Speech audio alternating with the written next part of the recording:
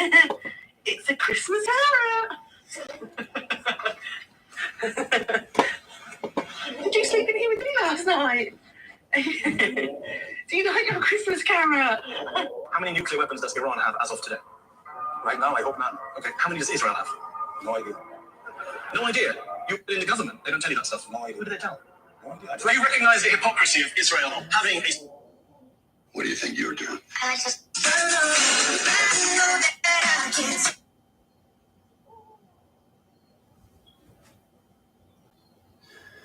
Baby, bye, bye, bye, bye, bye.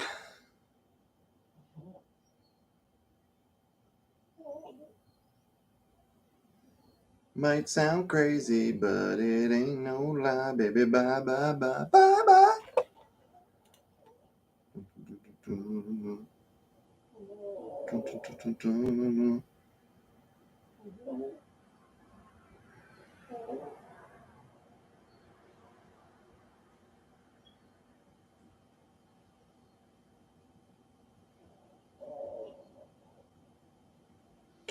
Cogito ergo sum. Yeah, babe, what?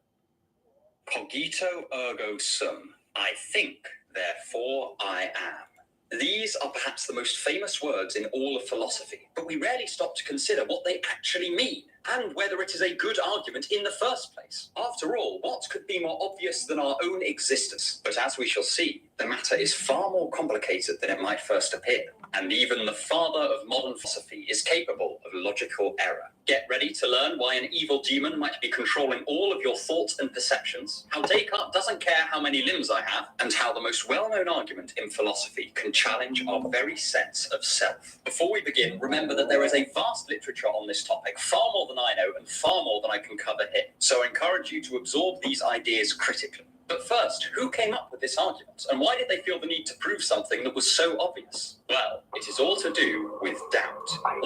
I doubt, therefore I panic. One day, in the mid-17th century, French philosopher, mathematician and scientist René Descartes sat down by the fire and decided he was going to systematically doubt every one of his beliefs and rebuild his knowledge from the ground up, in order to see what human reason could really do. His motives for this are somewhat philosophical and somewhat theological, and I won't quite get into them here. But he wanted to create a certain foundation for human knowledge, including human knowledge of God. So he begins this grand project by imagining all the possible scenarios where he might be wrong about things. At first, he reflects that sometimes his physical senses deceive him, making him see one thing when another actually exists. Next, he points out that when he is dreaming, he never realizes he's in a dream until he wakes up. So perhaps he is dreaming all the time and simply doesn't realize it. But finally, he concedes the possibility of an omnipotent evil demon that could be deceiving his senses at all times, replacing every true belief with a false one and every accurate perception with an inaccurate one. He reflects that such a demon could also deceive his reason, so that he could think that 2 + 2 = 4 when it actually equals 5,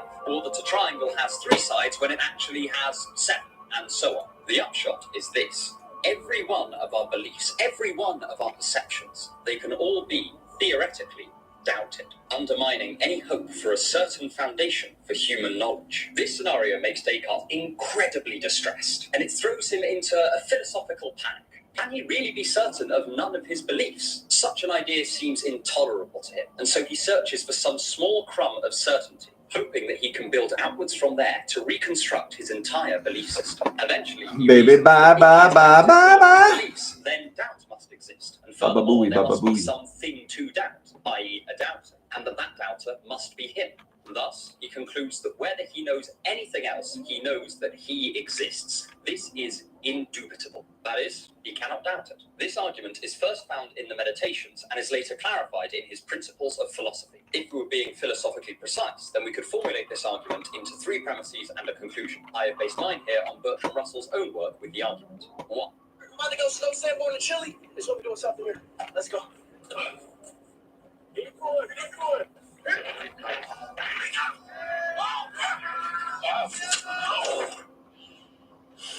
What was that?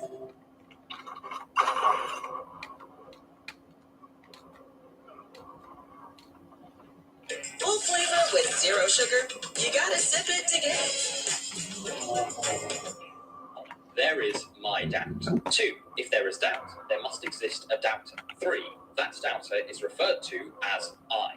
Conclusion, I exist. This argument is normally referred to as the cogito argument, or I think, therefore I am. But if we look carefully, it's actually slightly subtler than this presentation makes it appear. Descartes is attempting to combat his own radical doubt, and the strength of this argument hinges on the fact that you cannot doubt that doubt exists. Since the moment you begin to doubt it, you refute yourself. It is like saying, I am speechless. If it were true, then you could not say it. And since Descartes thinks that doubt is a species of thinking, he says that we must exist as thinkers. Now, there are a number of different formulations and interpretations of this argument. This is just one of them. One debate is over whether Descartes meant this to be a strictly logical argument, or rather something more primal, a sort of philosophical intuition. I won't discuss this particular dispute here, as Alex O'Connor already has a video on it that I will link in the description. I instead want to discuss what this argument actually proves. Is it sound, and does it actually place our own existence beyond any doubt, or show that it's true, which, as we will see, are two separate things. So, let's dive into the nuts and bolts of the argument and see if it holds water. But first, if you want to help me make more videos like this, consider subscribing to my channel or my email list or my Patreon if you're feeling very generous. The links are in the description. 2.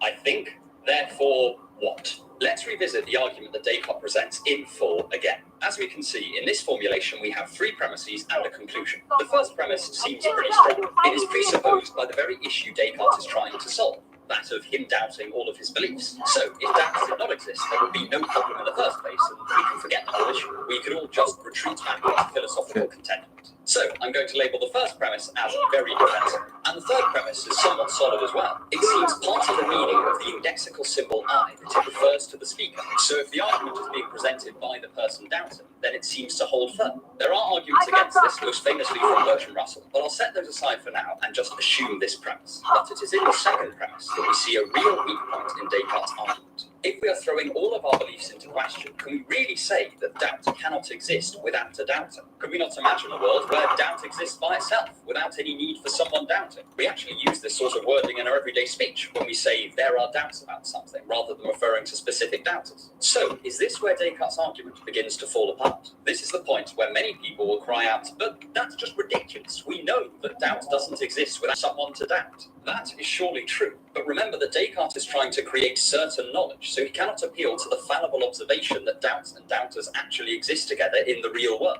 He must prove from first principles that doubt and doubters cannot, even conceptually, be separated. So at first glance, it seems that Descartes has not shown that we exist, but rather simply that doubt exists. If this is true, then despite all appearances, there is a possibility that you, watching this video, yes, you right now, actually don't exist. But in my opinion, this criticism only works if we take a very particular view on Descartes' argument, namely that he is trying to show that the statement I exist must be true via logical argumentation. But this may be a misunderstanding of what the great French mathematician was aiming for. In Meditations, he actually does not say that he's looking for a belief that is true, but rather one that he simply cannot doubt. This might seem at first to be a trivial distinction, but in this context it really matters.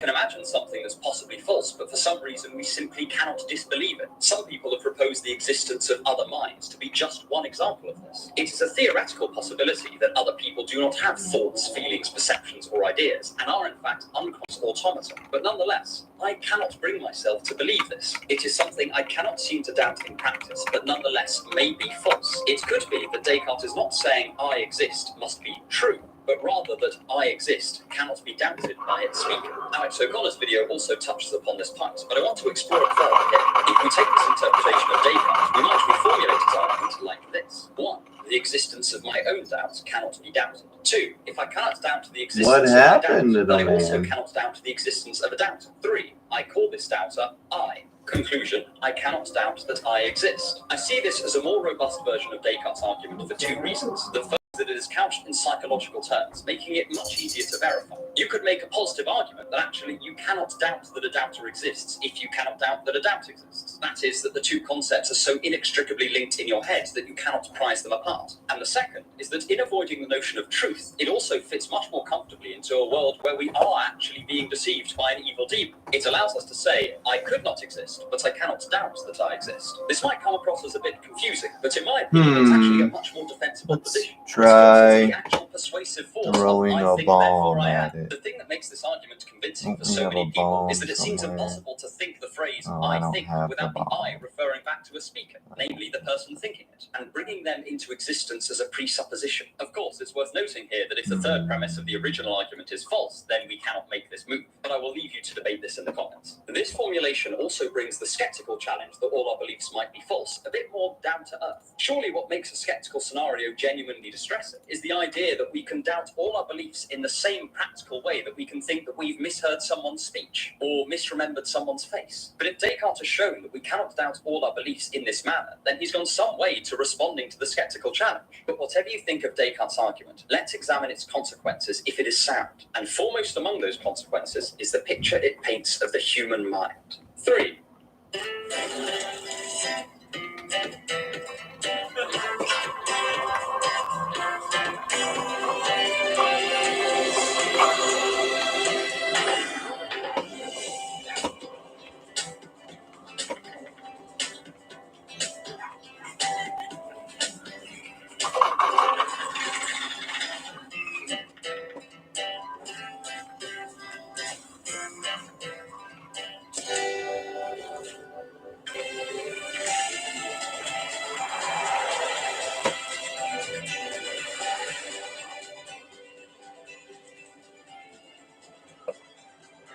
I think, therefore, existence is fleeting. If we carefully consider Descartes' argument, we can see that it actually only proves a certain kind of existence. That is, existence while we are thinking as a thinking thing. As I said before, one perspective on Descartes' argument is that it constructs a self-verifying sentence. At any moment you are thinking, you can say, I exist, and it will verify itself. If you did not exist, you could not formulate the thought that you do exist, and as a result, your existence is verified at the very same moment the statement is thought. The trouble with this is, it only actually secures your existence while you are actively thinking. That is, if you were to stop thinking, even for a millisecond, then Descartes' argument would no longer hold, and your existence would be thrown into question again. If we follow Descartes' philosophy further, the situation is actually much more dire than this. Descartes infers from his cogito argument that if we exist, we must do so fundamentally as thinking things. This makes sense from his perspective. He wants to show that the human soul is immortal and separable from the body, and defining it by thinking makes his task much easier. As well as this, it is the only kind of existence that is guaranteed by a successful cogito argument. But this also makes the problem we just discussed much worse. Then, when we stop thinking, we actually do cease to exist. We lose the very thing that defines us. Descartes may have demonstrated our existence at some point in time, but if we take his definition of a person seriously, if we ever stop thinking, we will just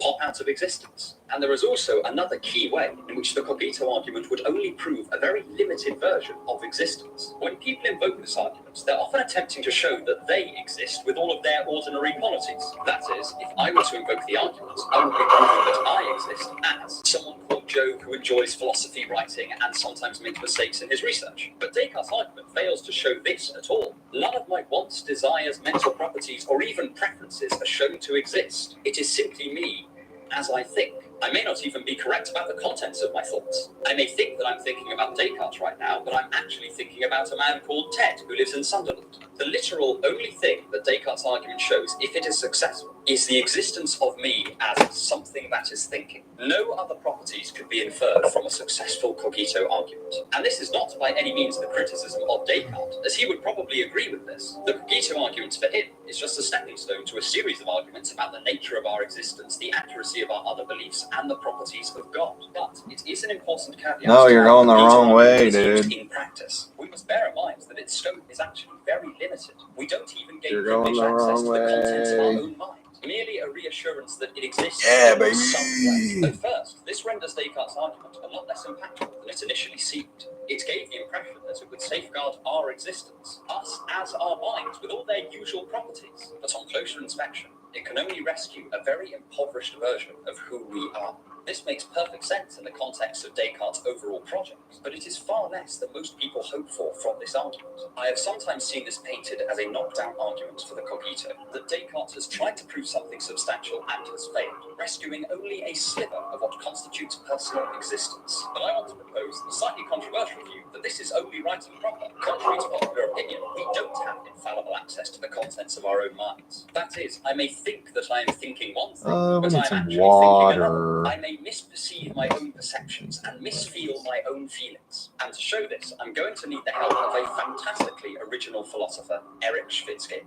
4. I think, therefore I mistake. If I asked you to picture a blue elephant, you could obviously do so. It appears self-evident that you cannot be mistaken that what you are picturing is actually a blue elephant. On first examination, it seems that whatever doubts we have about the external world, we cannot be wrong about the contents of our own minds and the contents of our own perceptions. Even Descartes is convinced on this point. We can imagine an argument structurally very similar to the Cogito argument to support this. If an evil demon were deceiving us, we would nonetheless have to have an accurate view on the content of those deceptions. Otherwise, the deceptions just might not work. If a demon made it so that every time I saw an apple, my sense perceptions were twisted so that I perceived an orange instead, I would still be right about the contents of my own perceptions. Whatever was going on in the real world, if I said, I am perceiving an orange, I would be correct. It's a sort of, I am deceived, therefore I perceive.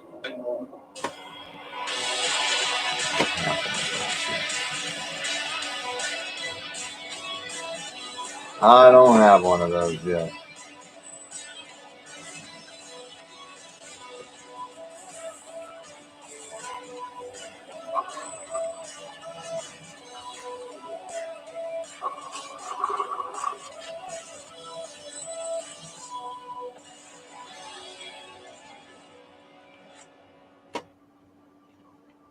Eric Schwitzgebel raises a series of counterexamples to this seemingly obvious point and shows that we can make mistakes about the contents of our own minds.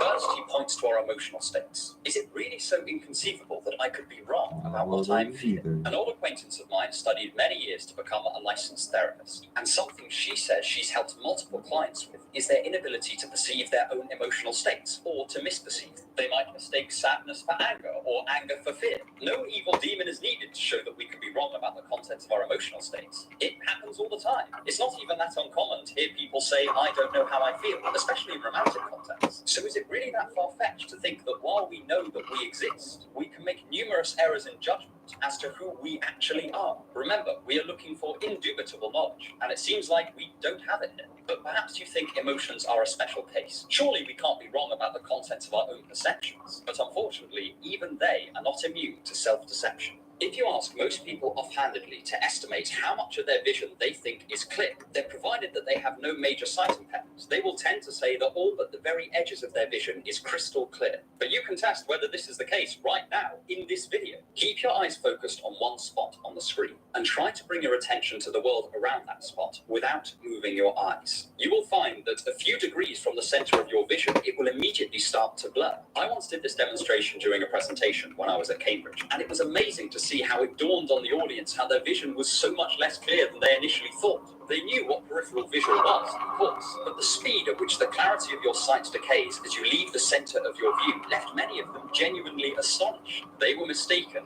about the contents of their own perceptions. 2 points to the skeptic, 0 points to introspective privilege. And this is not to mention all of the different psychological and psychoanalytic theories that show how we can be mistaken about all manner of aspects of our inner experience. From notions of repressed trauma to unconsciously motivated behaviors, there are a litany of psychological theories that paint us as fundamentally mistaken about the contents of our own minds. Even if you're skeptical of some of them, invoking infallible introspective knowledge would require rejecting all of them, which is a much more difficult task. So perhaps Descartes has done only what is possible within the bounds of logic. A successful cogito argument may only show that we exist or our existence is beyond doubt in a very limited way. But it seems that any attempt to establish infallible knowledge of ourselves beyond this would be highly questionable. After all, we didn't even have to invoke thought experiments. We have here 3 everyday examples of deceived introspection, and we were only just getting started. In some ways, this is a defense of both Descartes and the skeptic. The skeptic has gained some important territory.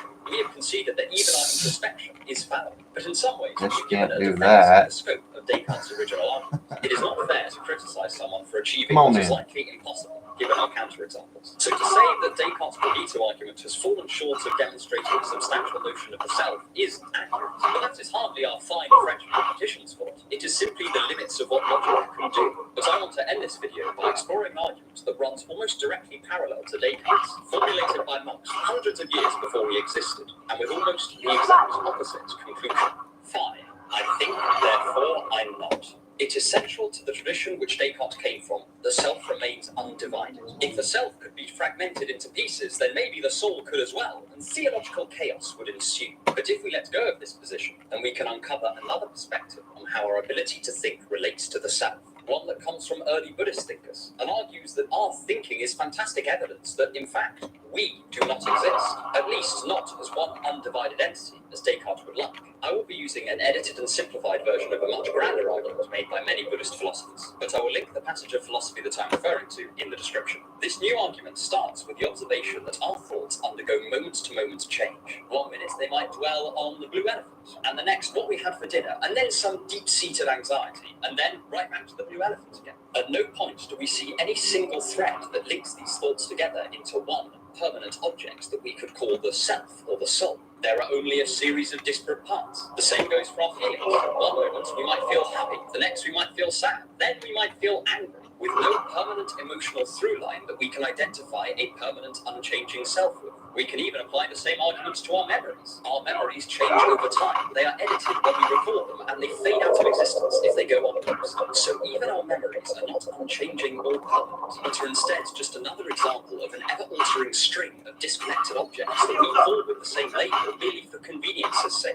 Of course, if we did not have mental operations, then things would not be that much better. We would still undergo physical changes, and the idea that inanimate objects can have a self or a soul seems much less plausible than when we apply it to thinking things. Though some have argued that seemingly inanimate objects are actually conscious in some way. I'll link an article on panpsychism in the description for those interested, slightly mad, and deeply admirable viewers. So it seems that either way we cut it, the standard notion of I that we present to the world is under dire threat. I love this argument because it starts with the same general premises as Descartes, that we are thinking things. Yet it arrives at an entirely different conclusion, that there is no such thing as an undivided, permanent self. Of course, there are ways we can respond to this argument. We could appeal to an idea of continuity between our perceptions or of our memories, or introduce the self as a concept to explain why all of these disparate states seem so connected. I'm not suggesting that we should all immediately abandon any notion of the self, but I bring this argument up because it illustrates an interesting point about Descartes' own perspective. Descartes' argument aims to show that we exist in a very particular way, that is, as an undivided thinking thing. And in some ways, this conception of who we are is the most interesting part of the argument. It places our thoughts at the very center of what makes us human. This idea was inherited from Plato and Aristotle, and it moves through the ages to touch us here today. Most of us identify very strongly with our thoughts and our inner world, usually far more so than anything physical, like the shape of our bodies or the color of our hair. And the worldviews hidden in arguments like this fascinate me, because it makes me think about all of the philosophy that has shaped our ideas of ourselves and society that we aren't even aware of. Before reading Aristotle, Plato, Descartes, and Kant, I had no idea where I'd inherited this idea that humans were fundamentally thinking creatures. And before reading someone like Nietzsche, I hadn't had these ideas challenged in such a profound way. And I think this is part of what makes philosophy so impactful. It can shape the assumptions that we don't even know we have. Perhaps we are a thinking thing. Perhaps we are an impermanent self. Perhaps we never existed after all. But whatever is actually the case, we owe a lot of how we conceive of ourselves to the philosophical traditions that have been around long before us and will remain long after we are gone. And I think that's really quite beautiful. If you want more perspectives on personhood, click here to learn how Jean-Paul Sartre thought our minds were influenced by the judgments of others. And stick around for more on thinking to improve your life.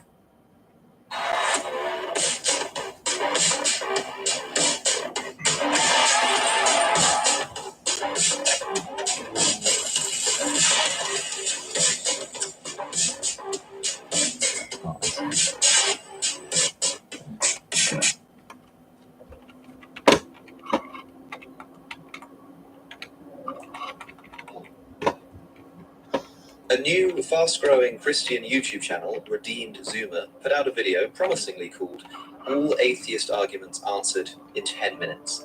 Let's see how he does. Atheists have a lot of arguments, but they never really think of anything new that the church hasn't had answers to for the past 2,000 years. So let's answer them.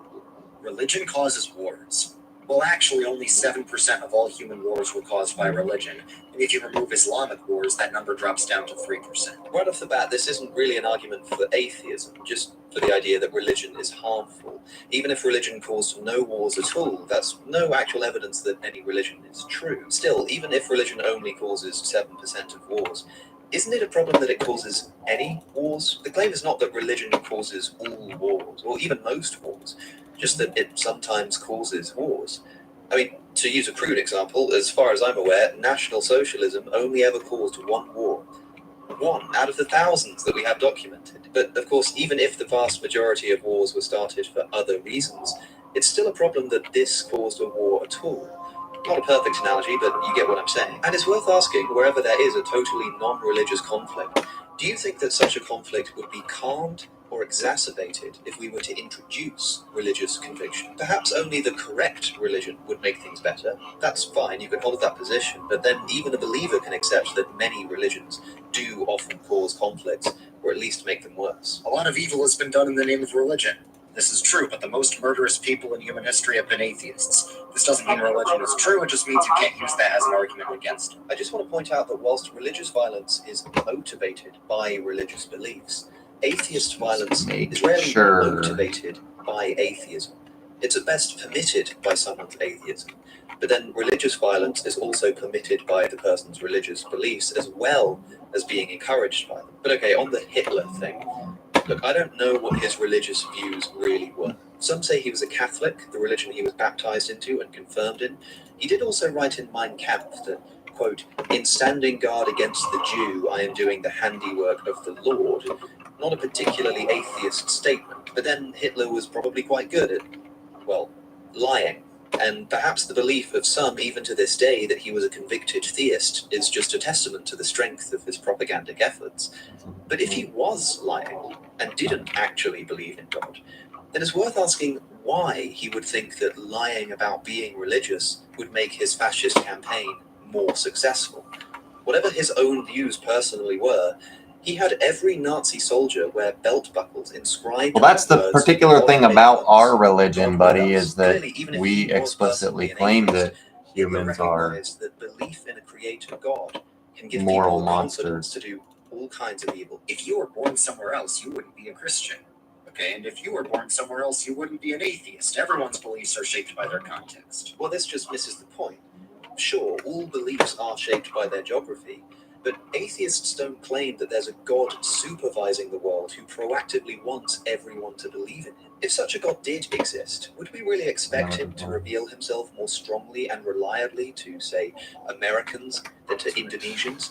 It seems incredibly unlikely and unfair that your chances of being saved, of coming to know the true God, could be determined by where you happen to be born. If atheism is true, however, it's no surprise that where you're born shapes your religious beliefs, because that's what we think religious beliefs are, products of local mythology or political dominance. So yeah, if I was born in Indonesia, I'd probably be a Muslim. But whilst that's exactly what we'd expect if there is no universal God supervising everything and it's all just a product of local mythology, it's nothing like what we'd expect if there were a real universal God. By the way, I call this the genetic fallacy.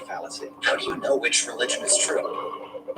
Meet Go Mining, the project that has turned the world of Bitcoin mining upside down. Go Mining is a network of 9 data centers across the globe. The total capacity of our sites is already above 350 megawatts and continues to grow. Our data centers work around the clock with 99.8% uptime. We did something that no one else could. We connected the world of real hardware with virtual mining. Beginners or professionals, it doesn't matter how well you understand cryptocurrency. Go Mining products have made the mining process as simple as possible. What is behind Go Mining's innovative approach? We devised and introduced the concept of the liquid Bitcoin hash rate, LBH.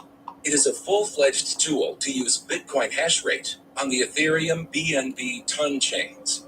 LBH is represented as NFTs issued by service providers. Each such NFT possesses metadata containing both hash rate and energy efficiency. That's why they mine BTC every day.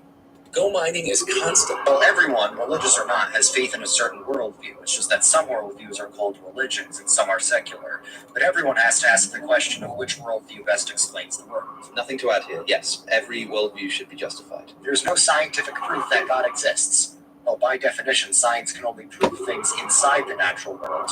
And by definition, God is something outside the natural world. So science can neither prove nor disprove God. That's fine if you want to say that science has nothing to say about God, but you've just undercut a great deal of natural theology.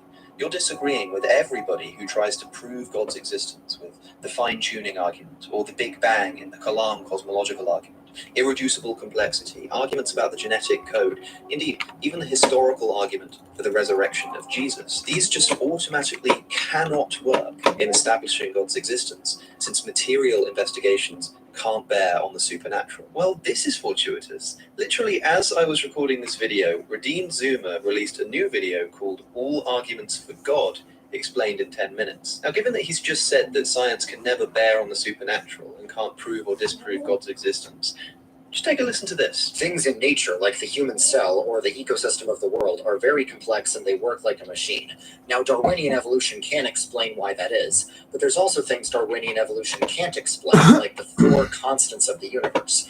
There are physical constants like the gravitational constant and the electron charge, the strong nuclear force and the weak nuclear force that are perfectly fine-tuned, such that if they were even the slightest bit different, the entire universe would immediately collapse in on itself. Sounds pretty, I don't know, scientific, doesn't it? So it seems like when an atheist is arguing that science disproves God, no, science and religion are totally separate, non-overlapping magisteria. But when it comes to proving God's existence, hey, look at these finely tuned constants. Isn't that amazing? There's no evidence of anything supernatural. Well, that's just not accurate. There are medically documented cases of people with demonic possession speaking in languages they don't know, for example, and people with near-death experiences getting information they never had access to. Okay, medically documented cases of people with demonic possession sounds awesome. I would love to take a look at that, medical documentation. I get the feeling you're not going to provide any, are you? Fear not, we do have one source that was flashed on screen, a book by Richard Gallagher called Demonic Foes. So, okay, I bought the book. I only skimmed through a couple of chapters, but I did also watch a few of Dr. Gallagher's interviews. In the book, he talks about some of his experiences with people he believes were demonically possessed, including a woman he calls Julia. Evidence for demonic possession consists principally in people like Julia having special powers. One night, Dr. Gallagher heard his normally peaceful cats screeching and fighting with each other. And the next day, he meets a woman he calls Julia, who says, "How'd you like those cats last night?" Weird, for sure, but not quite yet the medical documentation that we're seeking. So then, what other special powers did Julia have? Well, Dr. Gallagher writes in the Washington Don't Post, kill me! some things that she couldn't have known. Don't hurt me! Including exactly how his mother had died. I am years just ago. a poor Also, sailor. she could tell some people their secret weaknesses, such as undue pride. Oh, shit. Earn it. Why wait for payday?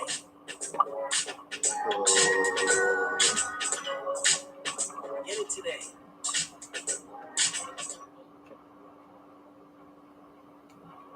Oh, boy. Not good.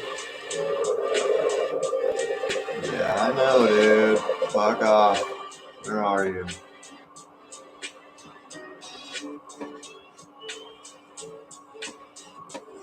Oh, boy. Get out of here.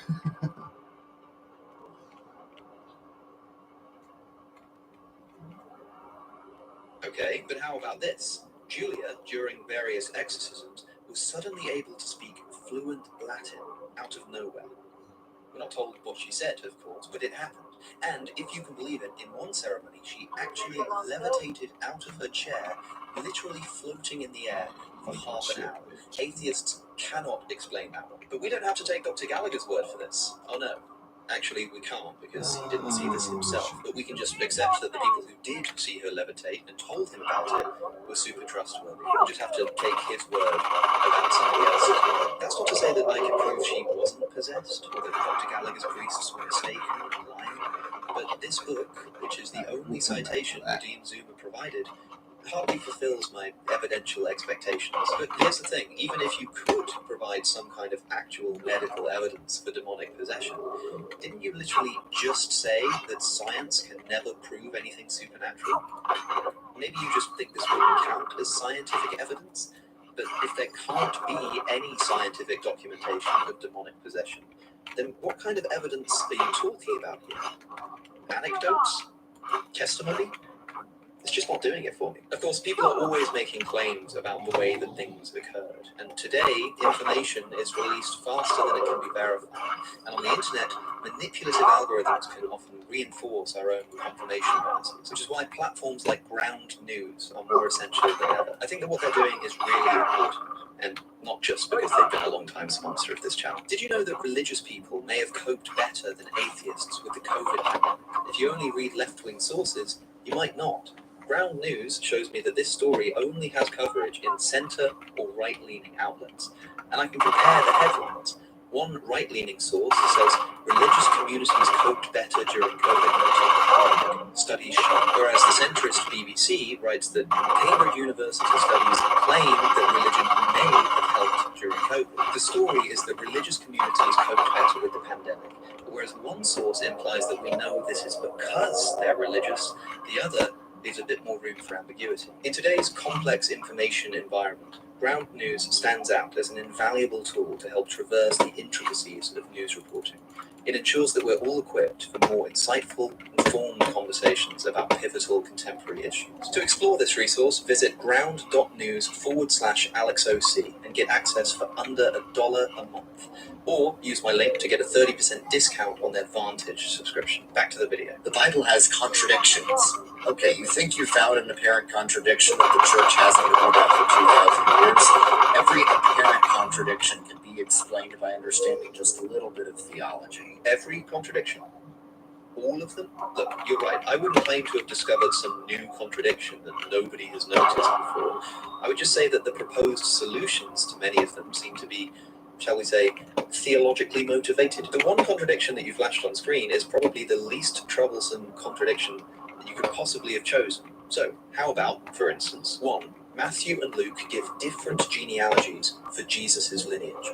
Matthew says that Jacob is Joseph's father, whilst Luke says that Heli is Joseph's father. Some people claim that Luke is actually giving Mary's lineage, while Matthew is giving Joseph's. Heli is Mary's father, it's just recorded as Joseph's father because Joseph was Heli's son-in-law. Augustine's solution to this problem was to suggest that Joseph was actually adopted, so Jacob is his biological father, while Heli is his adopted father. And sure, these are both possible, but are they really the most natural interpretation of the text if you're not already motivated to harmonize the accounts? It's not impossible to reconcile them in this kind of way, but doesn't the need to do so at least slightly lower your credence in the text? 2. The date of Jesus' crucifixion.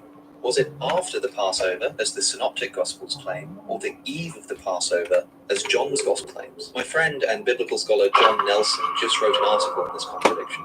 He's a Christian who used to think it could be reconciled, but changed his mind. I'll link it down below. His new Substack, behindthegospels.com, is well worth subscribing to if you're into this kind of thing. 3. In John's Gospel, after finding Jesus' tomb empty, Mary Magdalene runs to Simon Peter and John and says, "They have taken the Lord out of the tomb, and we do not know where they have put him." Strange thing for her to say if, as Matthew records, an angel appeared to Mary Magdalene at the tomb, telling her exactly where Jesus had gone, and then Jesus himself appeared to her when she was on the way to the disciples. Why would she then have said to the disciples, "We do not know where they have taken the Lord"? 4. Jesus is sending out his disciples to teach. In Mark, he tells them, "Take nothing the journey except a staff." In Luke, he tells them, "Take nothing for the journey, no staff."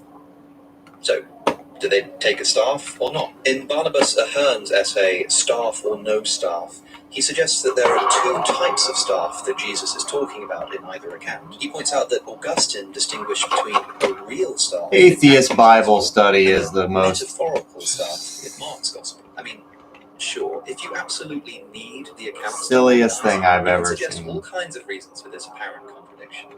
But wouldn't it be easier to just say that, yeah, the accounts are different? Because look, who cares about small contradictions? If these documents are truly historical accounts, we'd expect them to have minor differences, as people try to accurately remember. Well, we don't like that. Slightly different.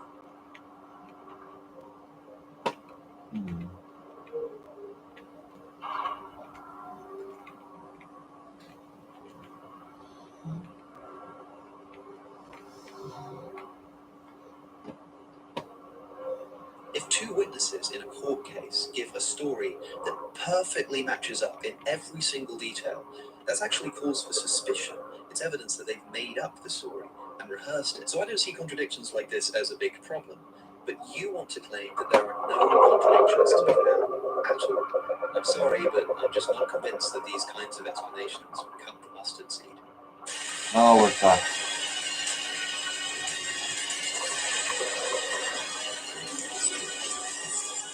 Oh, we're so fucked.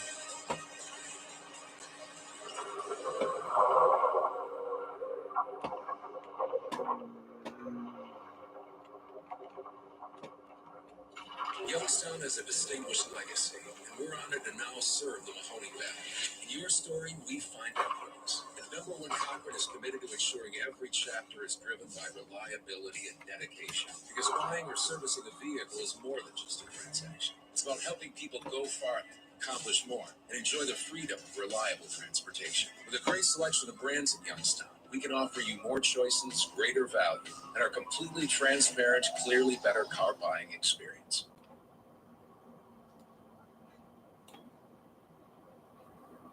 The Gospels were anonymous. Okay, anonymous doesn't mean you have no idea who wrote them. It just means the names of the authors aren't signed in the text itself.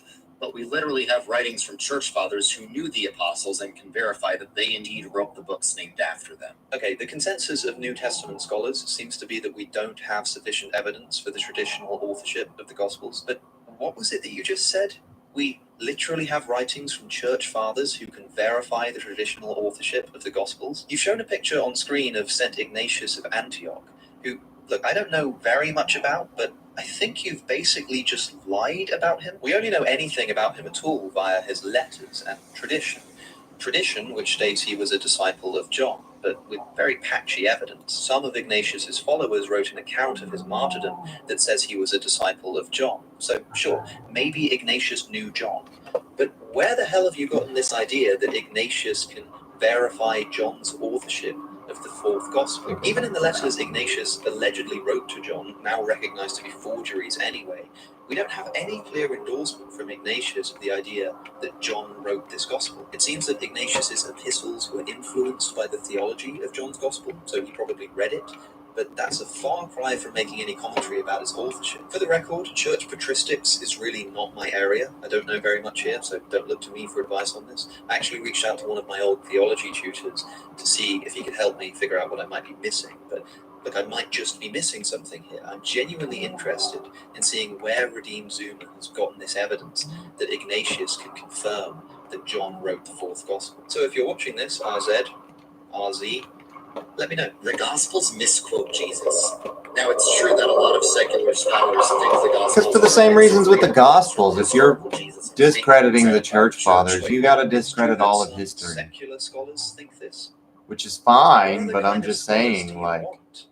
Religiously motivated ones? Secular just means not affected by religion, which any scholar should be in regards to their scholarship, even if they're a Christian. Maybe you meant to say atheist instead of secular? I'm not sure. I mean, imagine if I was making a video about climate change and I said something like, well, yeah, sure, some researchers who aren't funded by oil will say that climate change is real. That's kind of what it sounds like here. Now, it's true that a lot of secular scholars think the Gospels are a mix of real quotes from historical Jesus and fake quotes added by the church, but none of them can agree on which quotes are legit and which are not, so we can discard their opinions.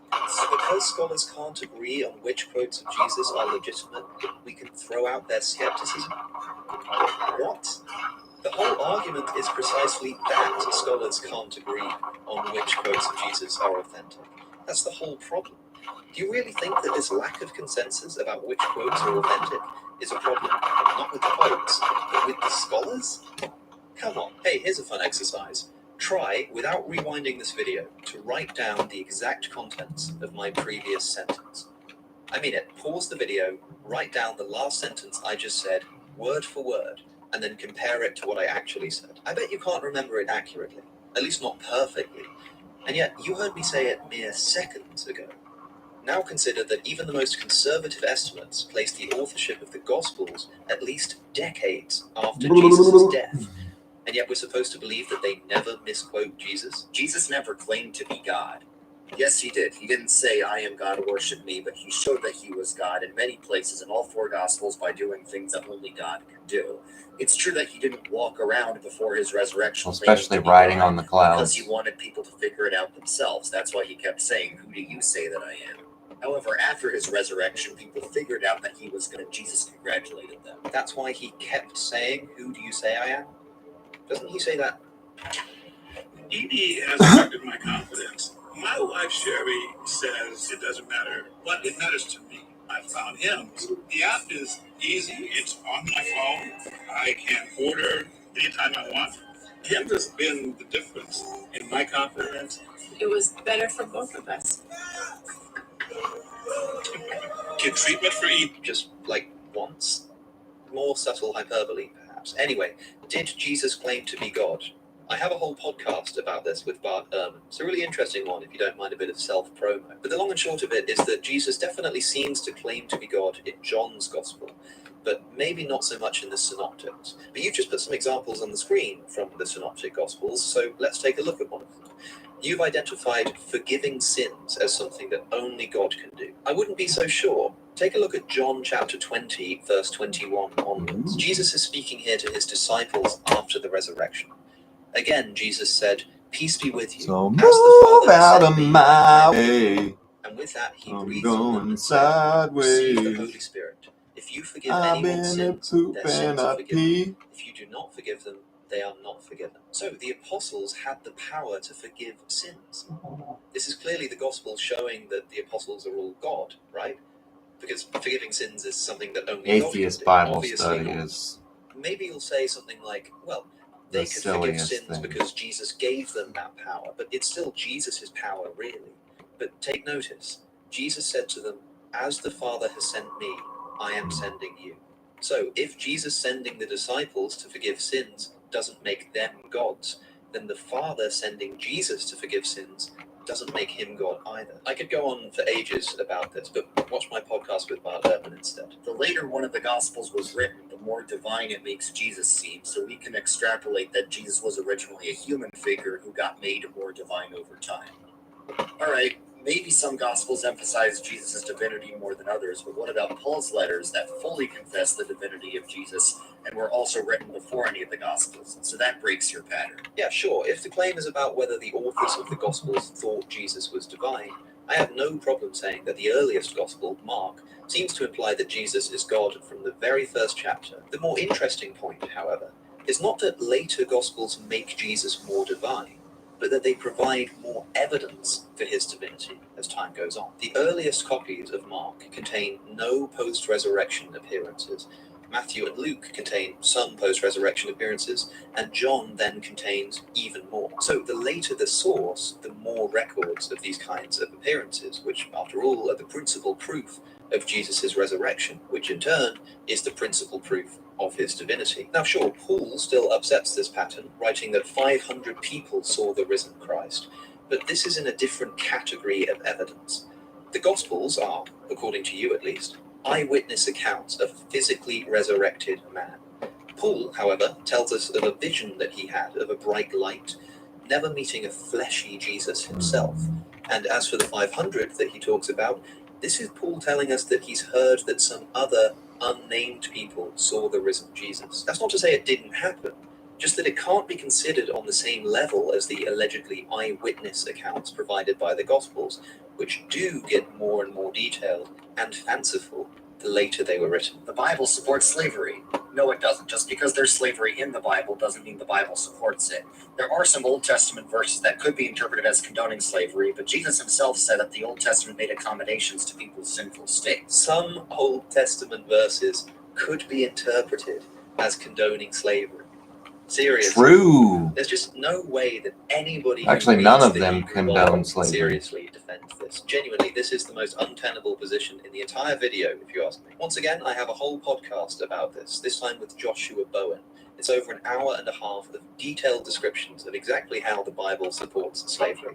But just to take some examples, anyone who beats their male or female slave with a rod must be punished, that is probably by death, if the slave dies as a direct result, but then not to be punished with death if the slave recovers after a day or two, since the slave is their property. Your male and female slaves are to come from the nations around you. From them you may buy slaves. I suppose this could be interpreted as the Old Testament endorsing slavery. You may also buy some of the temporary residents living among you and members of their clans born in your country, and they will become your property. You can bequeath them to your children as inherited property and can make them slaves for life, but you must not rule over your fellow Israelites ruthlessly. Sure, maybe this could be interpreted as the Old Testament endorsing slavery, but of course the New Testament does away with all of this. In the Old Testament, God, despite completely prohibiting all kinds of practices, including imaginary crimes like witchcraft, obviously couldn't abolish slavery for whatever reason. But the New Testament solved this problem with verses such as 1 Peter 2:18. Slaves, in reverent fear of God, submit yourself to your masters, not only to those who are good and considerate, but also to those who are harsh. Oh.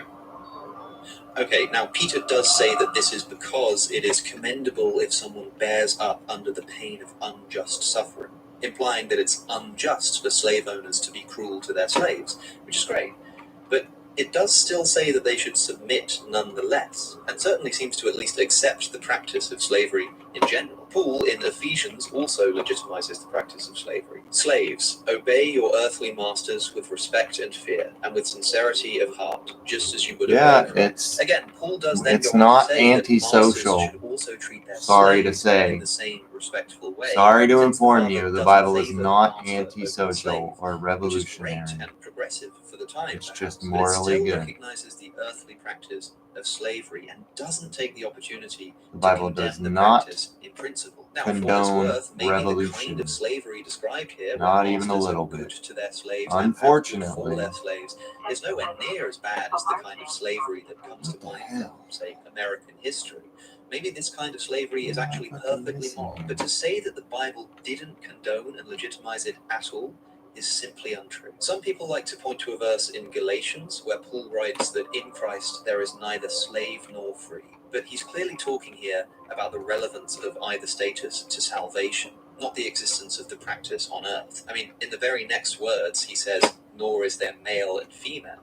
But I never see Christians using this verse to justify a biblically motivated gender abolitionism. And also, slave owners in the American South had slave Bibles for their slaves to read, but it omitted a lot of the real Bible. So if the Bible actually did support slavery, this wouldn't have been necessary. Well, the fact that the so-called slave Bible could exist at all is a problem. This text isn't framed so much as a censored Bible with bits taken out, but rather a collection of select texts from the Bible. Just like how you might have a collection of Bible verses for use in overcoming grief or something that omits a great deal of chapters.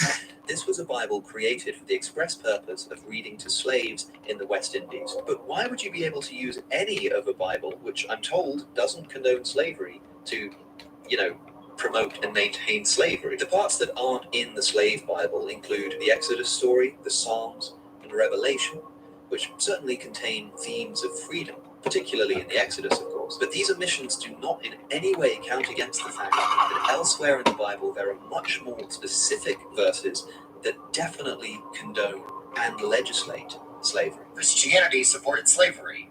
Well, sure, some Christians did, but all human civilizations have had slavery. Christian civilization was the first one to abolish it on moral grounds. Sure, many societies condone slavery throughout history, but you claim that your tradition is the correct one, with access to the will of the God of the universe. Yes, Aristotle condoned slavery, but his Politics is not thought to be a divinely authored text. Why did it take so long, literally over 1,000 years, for Christian society to abolish slavery if it was so obviously against God's will the whole time? The fact that Bro, we had slavery for like 10,000 years at also, most least. organizations fighting modern day slavery. That's are pretty Christian. fast in the To say grand that scheme I of today things. am against slavery That is due to incredibly exclusively fast Christian in the grand influence scheme of things. I know this whole Western ethics are all secretly Christian idea is popular at the moment, but you show me exactly where in your Bible I can find justification for abolishing slavery. I will show you just as many examples, and probably more, of it justifying the exact opposite and doing so much more specifically. Yes, Christians today may condemn slavery, but if we turned back the clock, got in a time machine, and went and visited Europe in a time before abolition, and we tried to abolish slavery, Where is the first place that the locals would turn, and plausibly so, to defend it as an institution?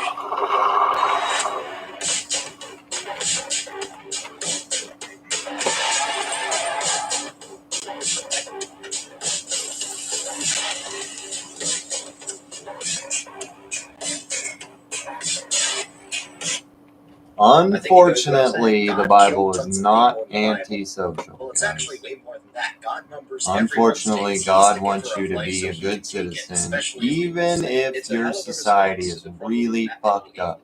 Why does God allow millions of people to die in earthquakes or tsunamis, or indeed kill them himself on purpose? Because he can. He has the right to kill you. So That's right. Why not?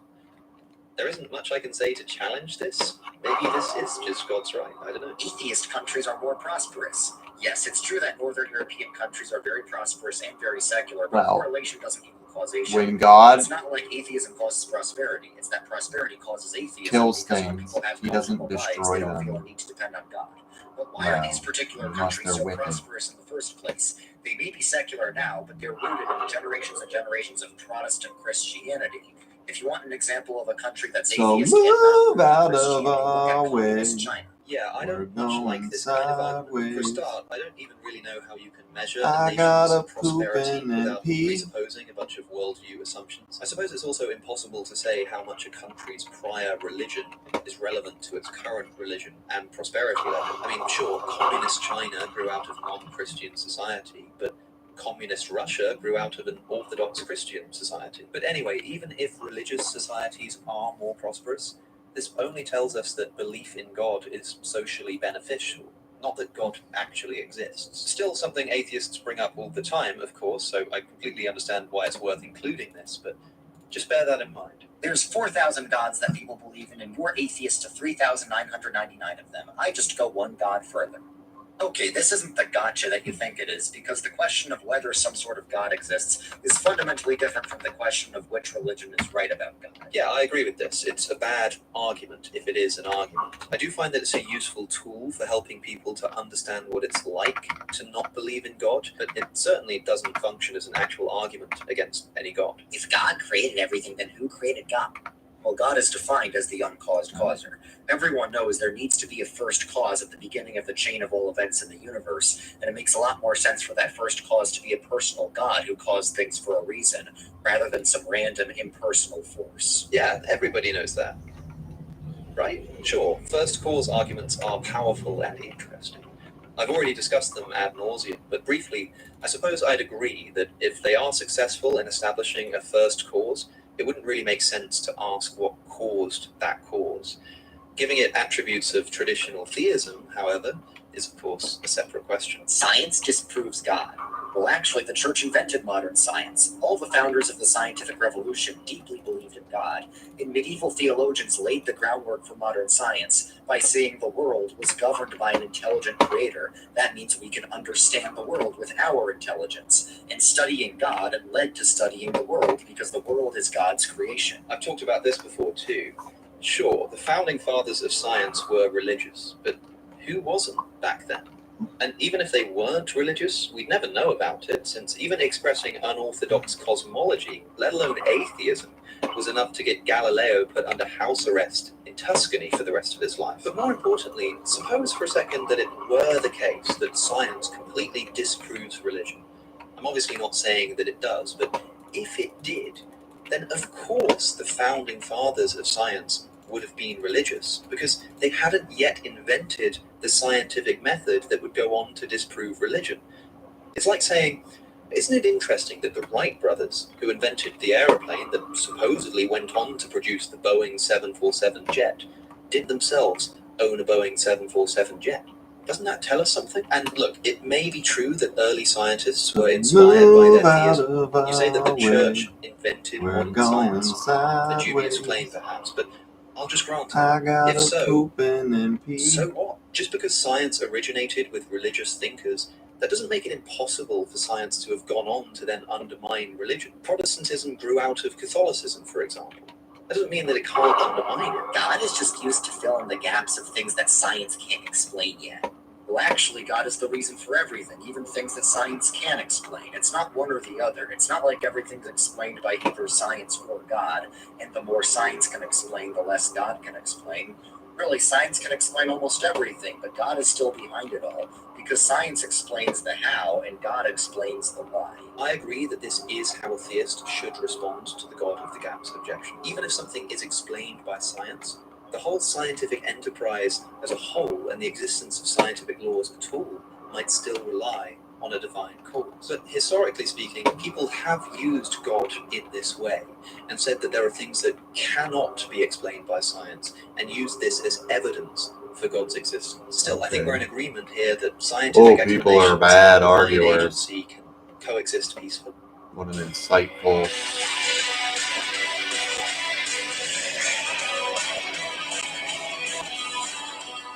If God is good, why can't he destroy all evil? Well, he eventually will. Why can't he do it now?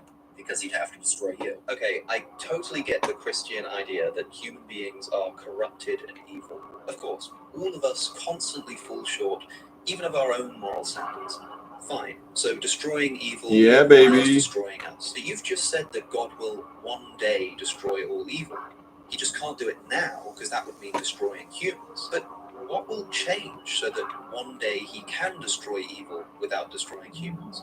And why can't that happen now? As far as I was aware, the thing that allows human beings to escape being justly destroyed for their sin is the sacrifice of Jesus, which happened a good couple of thousand years ago now. So what is God waiting for to destroy evil? Perhaps you're talking about the second coming of Christ, Judgment Day, but then what changes about the world between now and then that God is suddenly able to destroy evil without destroying humans? Why does God let any bad things happen?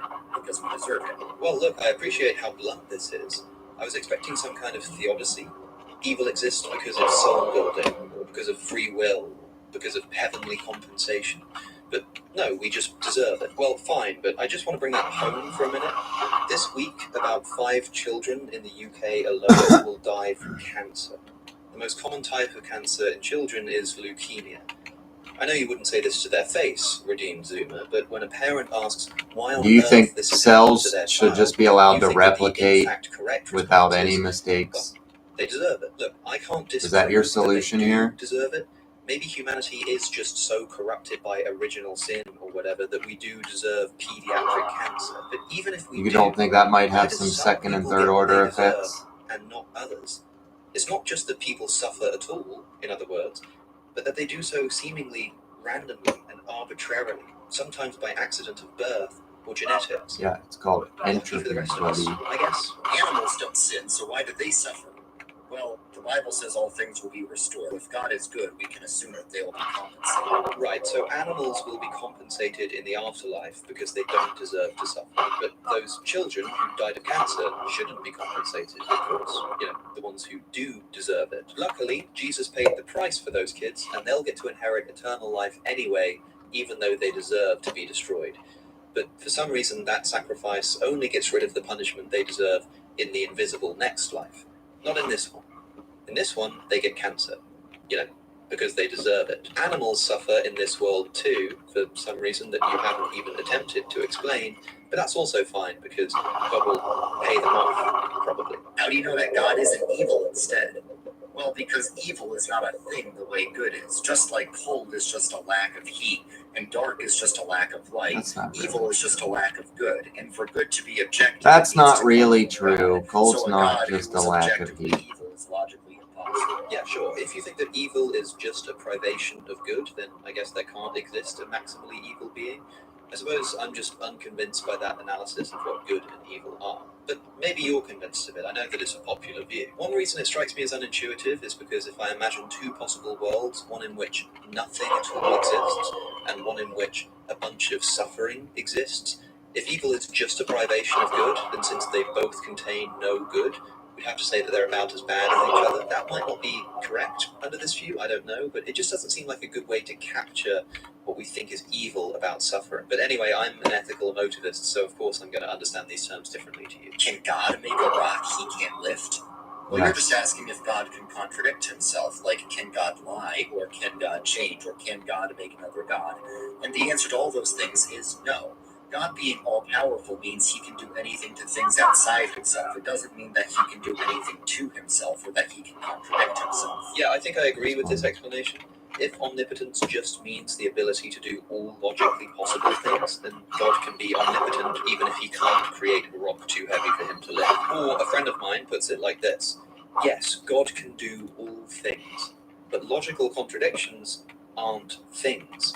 They literally have no referent, even conceptually. Still, I think that there are other, better... Neither does a world with nothing, Alex. About omniscience.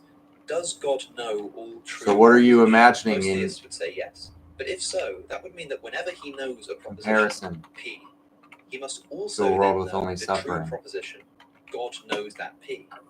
But this creates a new true proposition. It's true that God knows that P. But this creates a new true proposition, and so on to infinity. So, if God knows all true propositions, he must know an actually infinite number of things. Many philosophers think that actual infinites are impossible, and so this causes a problem. Okay, we can respond to this by saying that God doesn't think in terms of true propositions, but rather in a single, undivided intuition. There might be other responses too, but at any rate, I think a much more interesting paradox than...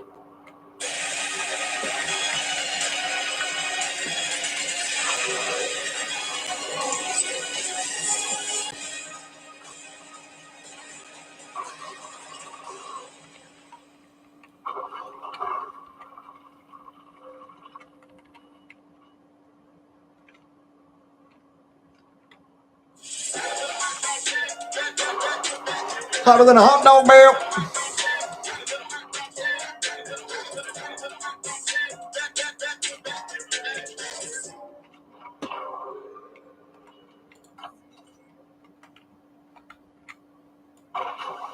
Stone so heavy he can't lift things. Why did God let evil exist at all? So he could be glorified in defeating it. Triumph over evil is a greater good than evil having just never existed. I'm not convinced by this. The way that I've put it before is like this.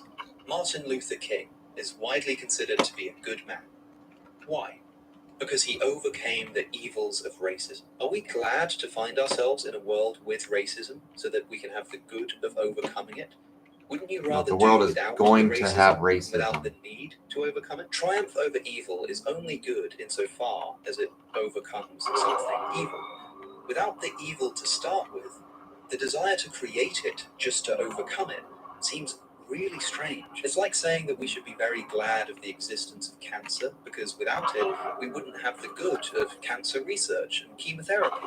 These things are undoubtedly good, and they couldn't exist were it not for cancer. Would we invent the latter to permit the glory of the former? It sounds to me like you're saying this is what God does. Religion is just wishful thinking.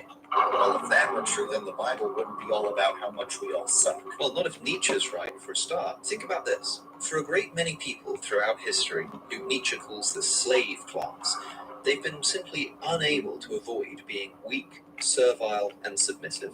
This is just their position in life, and there's no hope of changing it. The so-called slave morality concept imagines that to deal with this sorry state, people began to turn their helpless condition into a virtue, and began to take the things that they desired but couldn't get, like strength and dominance and wealth, etc., and condemned them as evil. And this is a kind of wishful thinking. I mean, imagine that you're poor and oppressed and there's no hope of changing your condition. What would wishful thinking look like? Sure, you could just wish to become rich tomorrow, but that's not going to happen, so this wouldn't be an effective strategy to help you feel better. However, if instead you develop a worldview that trains you to wish to be poor, to wish to be servile and submissive, and teaches you to no longer want wealth and strength, that these things are immoral, well, this is a much more effective strategy of getting what you want. You change your wants. I don't even need riches in life, because my riches await me in heaven. This is the kind of wishful thinking that might be involved in Christianity. The same goes for what Redeemed Zuma is talking about here, our fallen state more generally, that we all suck, as he puts it. Sure, we all do immoral things all the time, and so it's consoling to think that this is recognized by God, and that all will be made right and forgiven. Again, I'm not saying that this is the case, that it's all wishful thinking, but this rebuttal that wishful thinking can't look like this, I think is wrong. Psychology explains why you believe in God. So what? If God is real, we should expect there to be some psychological or social benefit to believing in him. Again, I more or less agree with this. Spiritual experiences can be explained by brain chemicals. Well, romantic experiences can also be explained by brain chemicals, but that doesn't mean your wife isn't real. So spiritual experiences being explained by brain chemicals doesn't mean that God isn't real. Again, I agree, because any experience of the brain, whether natural or not in origin, will be describable in terms of brain chemicals. But a better argument is not about what's happening in the brain, but rather what caused the activity in the brain. Sure, love just being chemicals in my brain doesn't prove that my wife doesn't exist. But if no experience that I've ever had of my wife was caused by something in the natural world, would you think that my wife must be some supernatural entity that my brain is intercepting? Or would you think that maybe she doesn't exist and that my brain has invented her? Well, drug trips show that spiritual experiences are from the brain. Well, people who have had both drug trips and near-death experiences say that they're completely different categories of feeling. Sure, but people who take LSD and DMT will tell you that they're totally different experiences too. The point about drugs is just that the brain can sometimes experience inexplicable and ineffable things without necessarily indicating the involvement of anything beyond the materials of the brain. The story of Jesus was copied from the story of Horus or some other ancient character. Okay, dude, that's a Reddit atheist level. Atheist scholars know that that's silly. Why are you guys always Faith fucking is the dead up opposite of here? logic and reason. No, it's not. Faith just means trust. Anytime you eat food, you're having faith that it's not poisoned, even if you can't scientifically prove it. If you're married, you have faith that your wife loves you, even if you can't scientifically prove that. And if you tried to scientifically prove it, she'd probably get very mad at you because it would mean you didn't trust her. Yeah, but the thing is, I either have sufficient reason to trust something, or I don't. With food, for example, if I'm served a meal at a restaurant, sure, I trust that it's not going to poison me. But I know that my country has strict food laws, and that the restaurant has a huge interest in protecting my safety, and that poisonings are rare. But if I travel abroad to some places, for example, I won't trust the tap water. And with the wife example, I get what you're saying, but imagine if I gave my wife no evidence that I loved her, like nothing at all.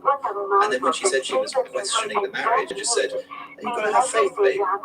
I think I'd be getting divorced. Evolution proves God didn't create the world.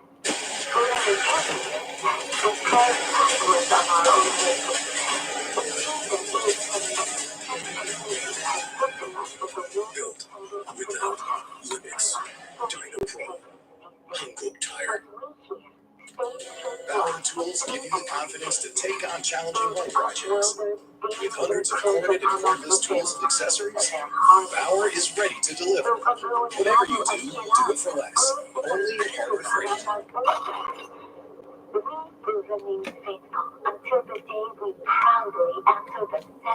Well, not necessarily. God often works through natural processes in the Bible.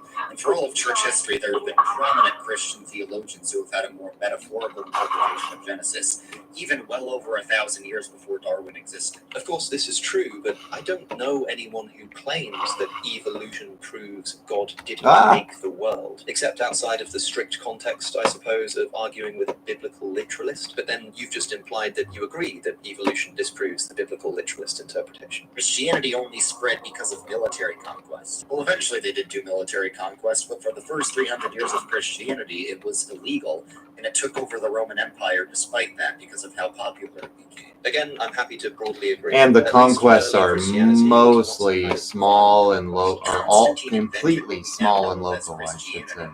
Again, Reddit atheist level myth. Atheists can do better than that. Listen to an actual scholar. I suppose Redeemed Zoomer is just throwing out a few of the less tenable arguments at the end here, in case people support them. Again, yeah, I don't think that Constantine invented modern Christianity. If Christianity is true, why are there so many denominations in it?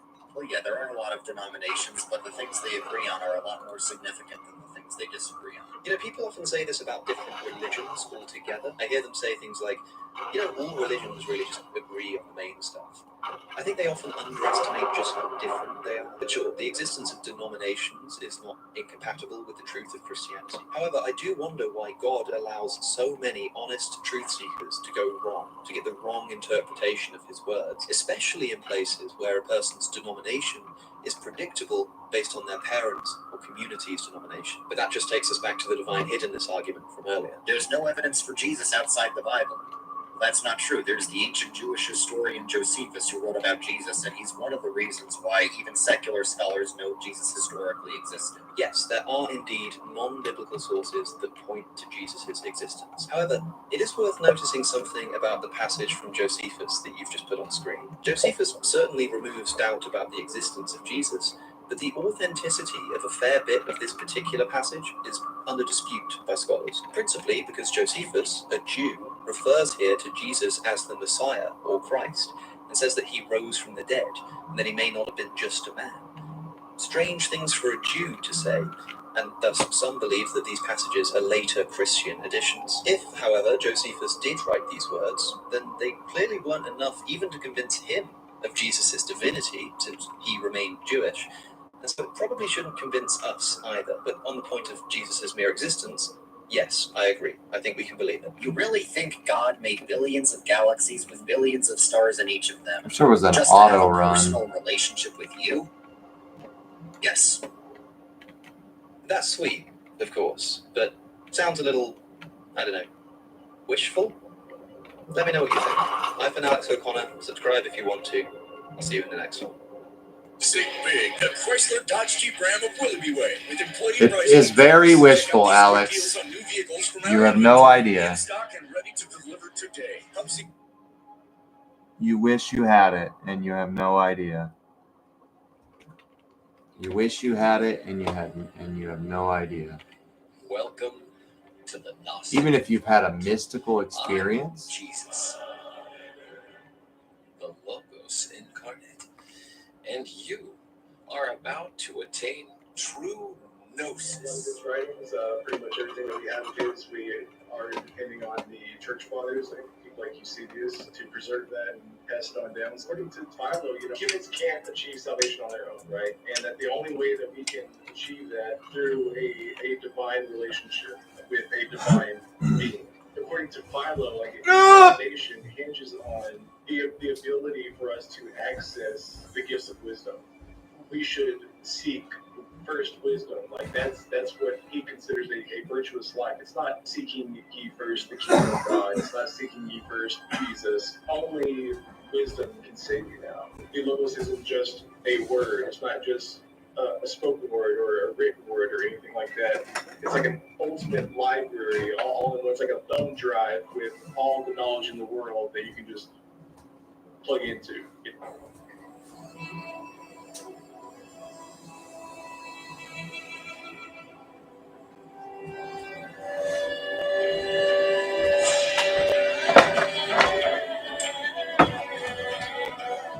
The Logos is that aspect of the world that allows things to be mapped by values. To be is to be, the value of a variable. Welcome back to the Gnostic Informant, and you are about To be is to be the value of a variable.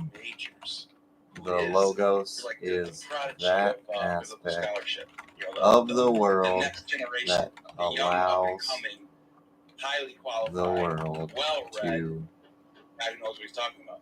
I'm glad to have you on. objects to be mapped as a value. But yeah, man. So we're gonna talk about Philo.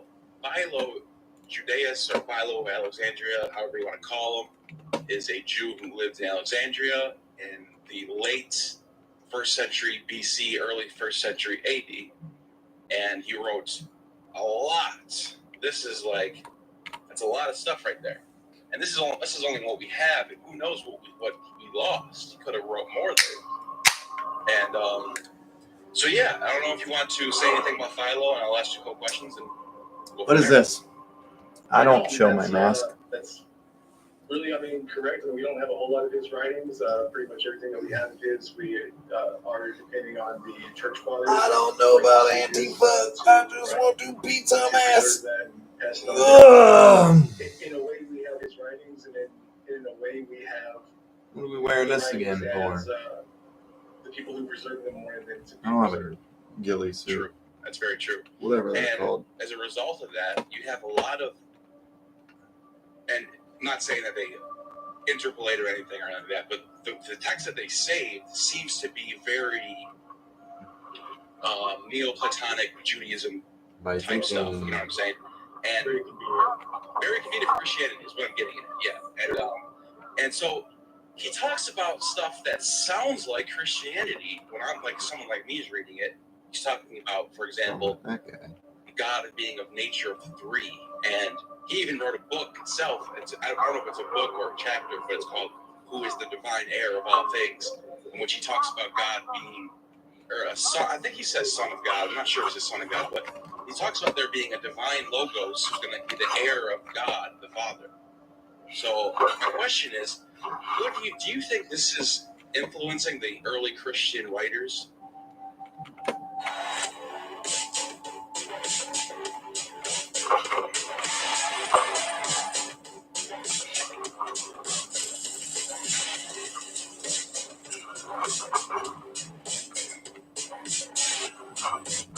what?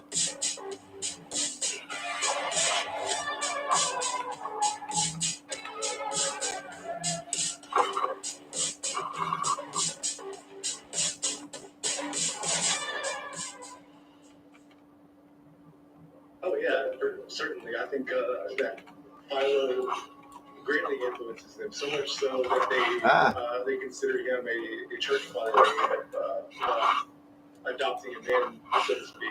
It's kind of a Kent Owen PhD, if you will.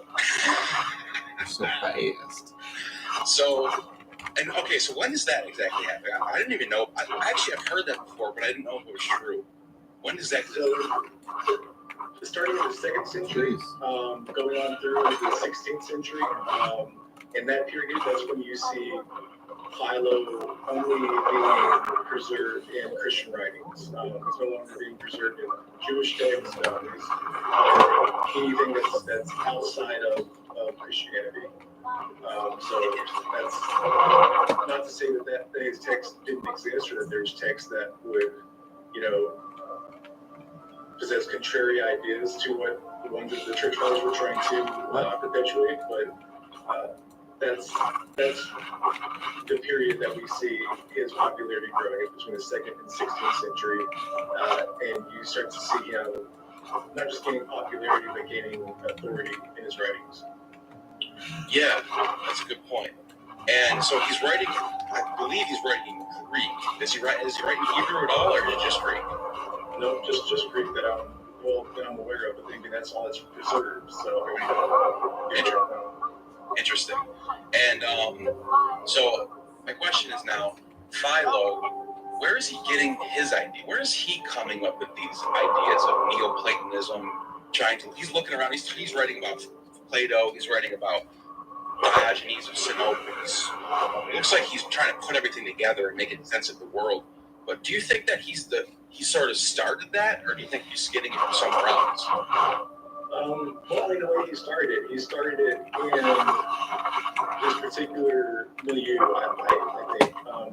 He, if not started it, he certainly popularized it. So he's introducing the ideas of Greek philosophy, the methodologies of analyzing Greek literature. So in the same way that the Homeric texts are being interpreted more allegorically, and they're being used to the interpretation of so Philo does the same thing with the Jewish scriptures, which prior to this point hadn't been done. So even though he holds a great reverence for these texts, just like any other Jew would, he, unlike other Jews, is not holding to a literal interpretation. Okay, all Obviously, right. Christianity adopts his Trinity and his logos and all those concepts. But why do you think the Jews sort of rejected it? And is that because do you think he was like a fringe Jewish philosopher at this time, or was what he doing was what everyone else in Egypt was doing at the time? Well, there's kind of two schools of thought here.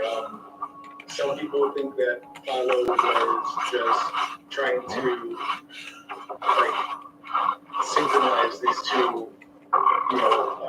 two sects, just these Jewish Christians and traditional Judaism, or Judaism as it was practiced in the Second Temple, rather. And there's another school of thought that thinks that quite contrary to that he is trying to divide the two. He's trying to create a schism, and he's trying to, to make it to where they are no longer identified with each other. And I think that was where a lot of the aversion from the Jewish population comes from, was him not so much apologizing for Judaism anymore, but rather resorting to allegorical interpretations in order to suit his narrative, in order to further perpetuate these new ideas that were being popularized. Yeah, that's really important that you just said that, because that's kind of what Philo does, is he's allegorizing. I don't know anything about these people, game. I don't know anything about DUNE. Do you? What I'm getting at is, so do you think that he was trying to make a Judaism that was fit for the whole Roman Empire, or do you think he was trying to change the mind of his fellow Jews in Jerusalem, or maybe both? I think he was just trying to interpret the scriptures that talk about Sophia and the wisdom of God and the Word at the beginning of creation. That's true. I don't think he really ultimately cared whether or not his fellow Jews followed him. I think that he really fed on the attention that he was getting from the people who were accepting him, who were accepting these new Hellenistic influences, so to speak. I'm not new. There are ways of explaining what had already been believed. Look at the pre-Hellenic temple in Elephantine, and you're already talking about Trinitarian syncretism and stuff like that.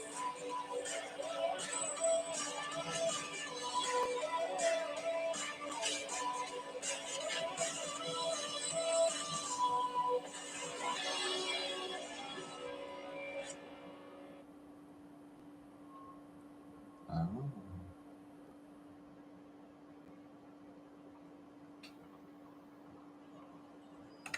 10 out of 10 friends say you have to go to that wing place, and that pizza shop, and that noodle spot, which you have time for 0 out of 10 nights. Fortunately, DoorDash knows all your neighborhood hotspots, so you can always get the best of what's around. We wish you the best of luck with that. Shake up your dinner routine. Order with DoorDash.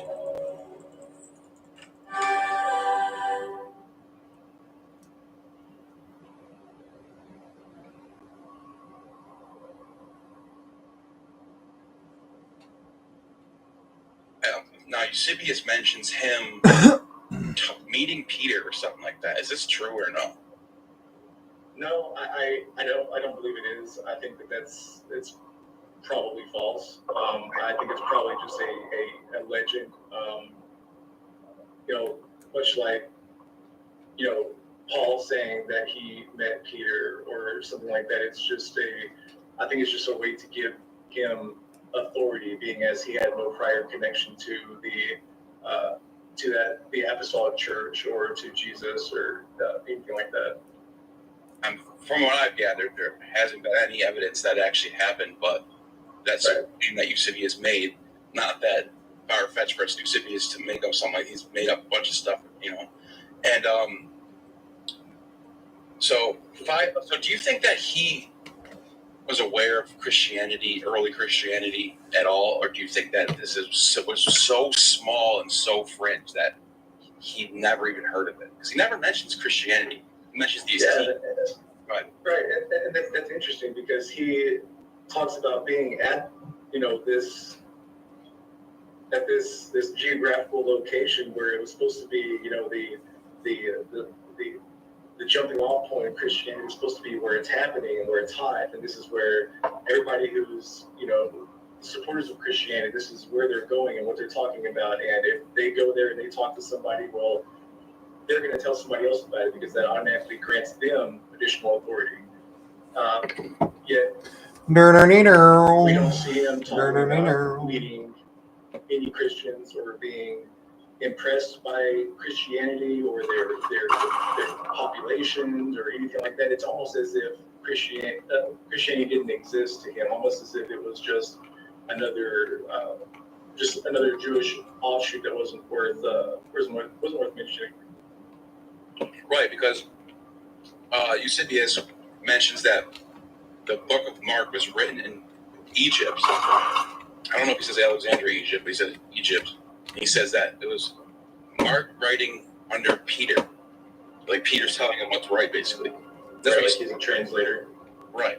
So you would think that if this was going on, then there had to have been some sort of population of Christians around that. Why would they just be two random Christians hanging out in Egypt writing Gospels when there's no one else in there with the sharing a worldview or similar to them? So that's a weird thing right there.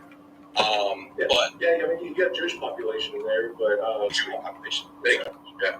Which I mean, that sort of makes sense to make for it to be true, because this type of Jewish population is Hellenized, like Philo. So they're not caring too much about the temple Judaism. They're more like it's a different type of Judaism. It's more of a globalist, universal Judaism, I guess you would call it. So I guess you could say it makes sense that would be the soil for Christianity to grow on. If that makes sense. But It's so fascinating that Philo, if you look at his life, he lived before and after the events of Jesus, and you would think that he would mention it. Just kind of fascinating. Yeah, I mean, there's a text of his, forgive me, I don't know his off the top of my head, but he talks about going to Jerusalem to make a sacrifice and to pray. It's unclear if he's attending one of the three necessary yearly festivals or not, or maybe just be a regular sacrifice. And at the time, all of the apostles who were still alive, certainly the New Testament authors would be doing the same thing. They would be going to the same temple. Right. But and like in Mark, speaking of Mark, in Mark 11 and in Acts 3, it talks about this place of prayer and that everybody goes to, but Philo never mentions meeting with them, even though you would expect, Philo is going there specifically for religious purposes, that he would meet up with these Christians if he was aware or interested in them. Yeah, that's a good point, actually. And I wonder, because and a lot of times Christians, if you ask them, like, why do you think Philo never mentions Christians? Well, he's living in Egypt, and this is in Jerusalem. Well, it's like, Egypt's not that far away from Jerusalem. Like, Alexandria, Egypt, it's far, I get it. It's not like it's right there. It's not like you're talking to them every day. But it's not that far where they're not hearing what's going on in those two areas. So you would think there would be some travelers going back and forth, relaying messages, probably more frequent between Egypt and Jerusalem than Jerusalem and, let's say, like Greece or something. It's right there. Absolutely. Yeah. Like you say, the Greece, all around the Mediterranean, all around the western, northern, and eastern coast of the Mediterranean, like there was, Christian communities popping up and churches popping up so early so that Paul's even addressed himself. Yeah, exactly. And in Egypt, where I guess was one of the big prime regions where this was taking off.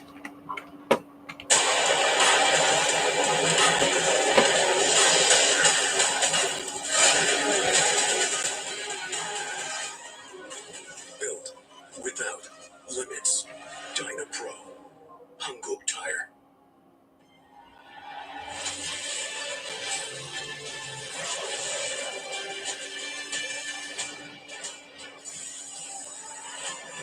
Ready as I'll ever be. The Coptic Church starts up there, and correct. And so Philo is interesting to me because he is like, it almost feels like you're reading Christianity, or you're reading Christianity without Jesus. Like he he's talking about the logos. He's talking about, you know, the Father. He's talking about God as being a father. You don't really see that until this time period.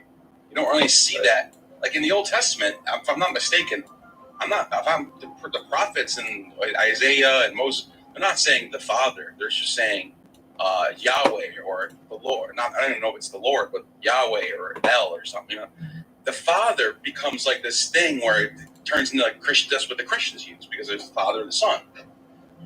Yeah, it's almost, to me, it seems like he's adopting their language or vice versa, and that certain terms are getting conflated with each other. You know, like when Philo's talking about, you know, today you are my son, I have begotten you, or you know, he takes that begotten, you know, instead of being like a conception kind of thing or some sort of a you know, a paternal reference. It's like a creator reference, a creation reference. So instead of Jesus being, or instead of there being a son of God that comes from the Father, it's rather the Father who is creating this son and then creating a world through his son. Right. He uses the term logos, which is found in the Neoplatonist Pythagorean circles. And he even, I'm pretty sure I read that in here, that he said something along the lines of Plato being divinely inspired when he wrote Timaeus. I could be wrong though. Yeah. Well, he believes that all of the, I mean, this is how he interpreted the Jewish scripture up until this point, is that he saw it like these Greek philosophers who were gleaning ideas from the cosmos, who were gleaning ideas from divine revelation that they didn't quite understand, but they were trying to express it in a way that not only they could understand, but that they could teach other people. And that's kind of the same way that he characterizes the authors of the Hebrew scriptures, is that they were just really a conduit, but an insufficient one to fully relay and to fully convey the desired message. If that makes sense. Yeah, that makes a lot of sense. That's pretty much what he was getting at. And he knows this. You can tell he knows his history too. He probably has access to a library with vast amount of papyri and books, and because he's talking about Diogenes of Sinope, he's talking about Aristotle, Pythagoras, he's talking about, and so he's clearly immersed in the Western Roman Greco world. You know what I mean? And he's very educated. Very educated, yeah. And it's very fascinating, and I'm not surprised that Christians look to him for sort of a background for their theology, sort of someone to reference and even take ideas from. Yeah. And so I want to ask you about a lot of mythicists talk about Philo. I'm pretty sure Dr. Carrier said this, but I don't want to quote him because I could be wrong. Hopefully I am wrong because I don't know if he said this or not. But I've heard other mythicists say that Philo mentions an archangel named Jesus, and I've been reading this for a little bit now. I haven't found it yet. It's not at the index. It's not really on the internet. It's like some fake website. You know what I mean? But is there truth to this thing or no? I haven't found it yet. There is a place where there is an archangel, or it's actually the Logos, that is called the name of God. And in one of his texts, I forget which one it is, that angel, that name of God is given the title of archangel, but I don't think that it's named Jesus, or not in anything that I can remember. I know that it's identified with the Logos, but I don't recall it being. He says it's identified with a man named Joshua. I found what you're talking about with the Logos being the divine heir of all That's things. his claim. The kingdom being given over to the Logos. But it doesn't say Jesus. It just says the Logos. Right, it's the angel of God's name. It's God's wisdom. It's the Logos Sophia. It's divine wisdom. Yeah, which is very Gnostic if you actually think about it. The Gnostics probably could have been No, it's inspired by not. this because Well, Sophia is like a really important aspect of Gnostic theology. Gnosticism is just a way of misunderstanding the Bible. That's all Gnosticism is. Groups. But like in some circles, I think it's Justin the Gnostic who says that Sophia actually gave birth to the Logos, which is like, I mean, the Gnostics don't agree on everything. Like Marcion didn't think that. Marcion had a whole different idea. He said it was the demiurge that created everything. So it's like the Gnostics don't agree on anything, basically. But the Sophia thing, because that's another aspect. Philo talked about Sophia a lot. It's like wisdom, you know. And it's I don't know if it's actually in his manuscripts, but later the translators put a capital on the S. It's like make it like a deity almost. I wonder if he meant that.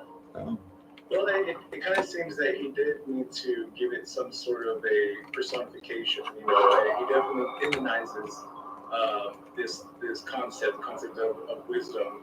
I think so that.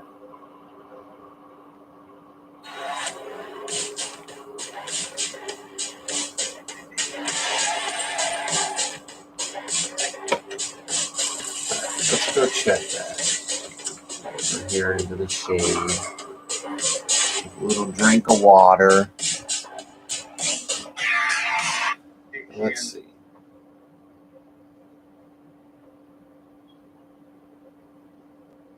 Dr. Carrier says in places that Philo's logos concept is identified as a Jesus character somewhere in the Bible, and by Jesus he means Joshua.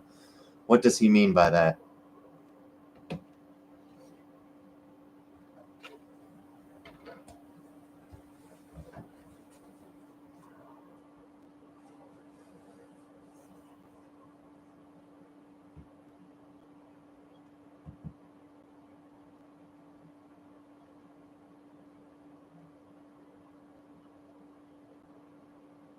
You there?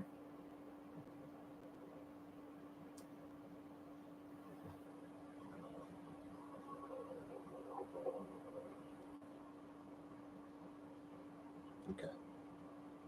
Let's try that again. Dr. Richard Carrier says that the logos that Philo identifies as some kind of archangel type creature is also identified as a Joshua somewhere in the Bible. What does he mean by that?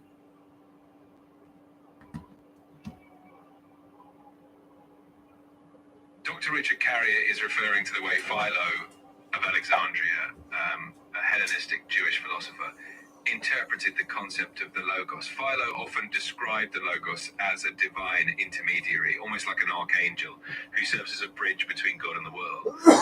When Carrier mentions Joshua, he's likely referring to the idea that the name Jesus is the Greek form of Joshua. So some early Christian thinkers and interpreters saw parallels between the figure of Joshua in the Old Testament and Jesus in the New Testament, suggesting that the Logos, or divine word, was present in both figures, acting as a kind of divine agent or mediator. I believe he says that that Philo identifies the Logos as a Joshua character in the Bible. Got it, that makes sense. Philo often used the concept of the Logos as a way to explain how the divine interacts with the world, and he sometimes connected the Logos with biblical figures who served as mediators or saviors. Joshua from the Old Testament is a figure who led the Israelites into the Promised Land, and in that role he can be seen as a type of savior or deliverer. By linking the Logos to Joshua, Philo might be highlighting the idea that the divine word acts as a guide and a deliverer, similar to how Joshua did for the Israelites.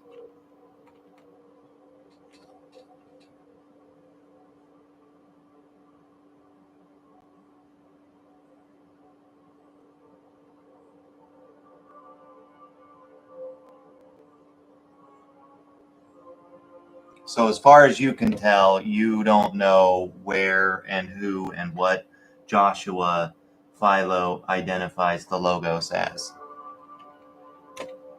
I see what you mean.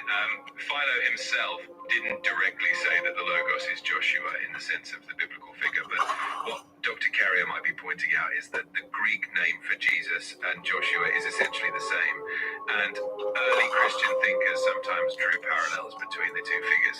Philo's concept of the Logos is more of a universal divine reason or intermediary rather than a specific biblical character like Joshua. So it's more about the conceptual connection rather than a direct identification by Philo himself.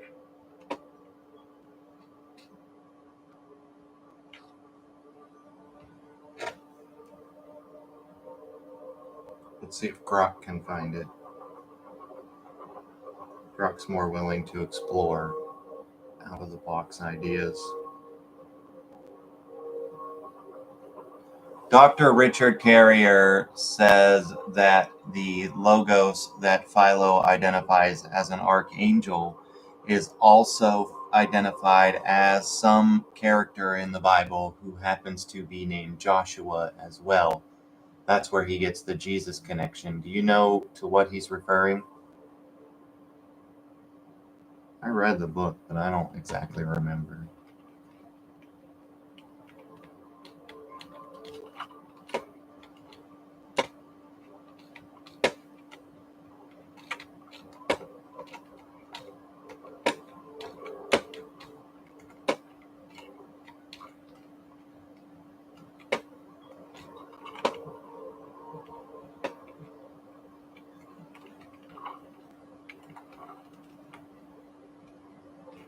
The spice melange.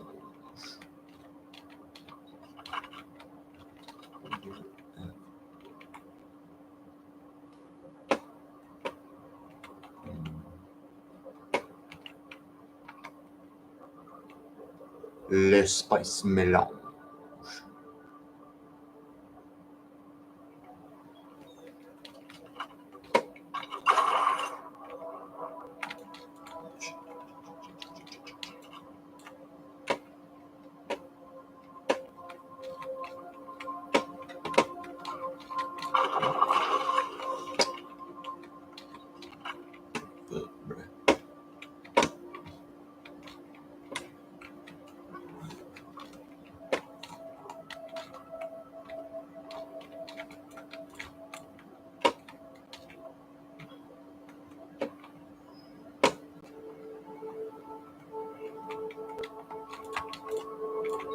What?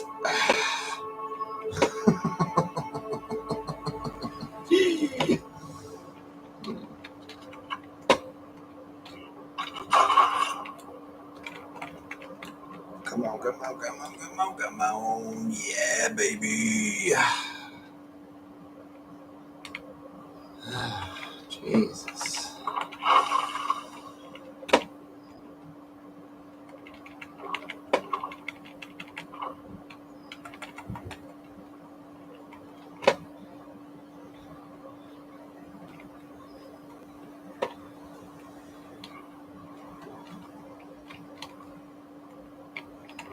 Alright. No.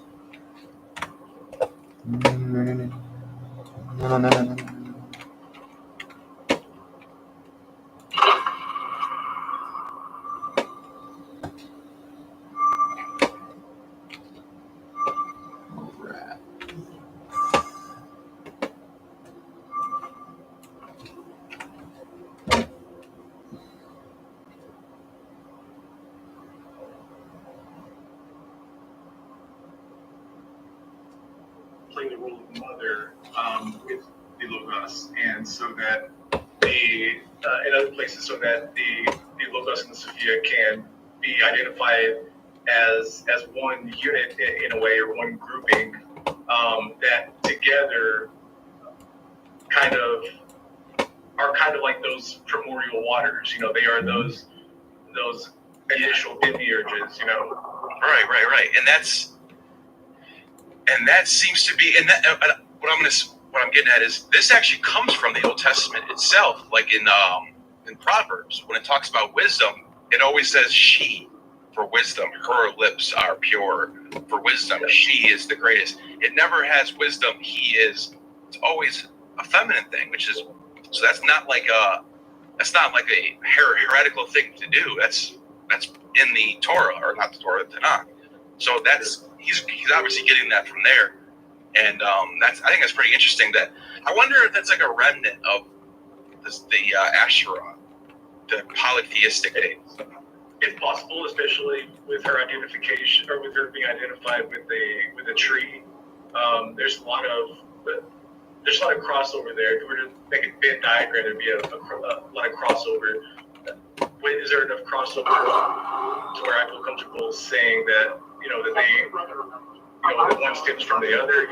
I'm not really sure, but I mean we see a lot of these concepts being personified and in Greek culture and in Christianity and Judaism. So I think that it's probably a little bit of a cultural remnant and a little bit of a traditional remnant. Yeah, that's a good point. There's the crossovers are there, but it's almost like it's so vague that you don't know if that's what it is. Like you just kind of have to apply it yourself, or it's implied. It's hard to tell. But it's interesting. It's interesting that you never see wisdom as he. It's always her. Always. 100% in the Bible. So and when Sophia is being portrayed in both Philo's writings and in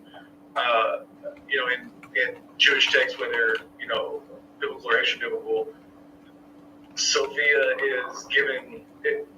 is almost given a role higher than that of God. That Sophia is the source of wisdom, that of all of God's wisdom, all of God's knowledge resides within her.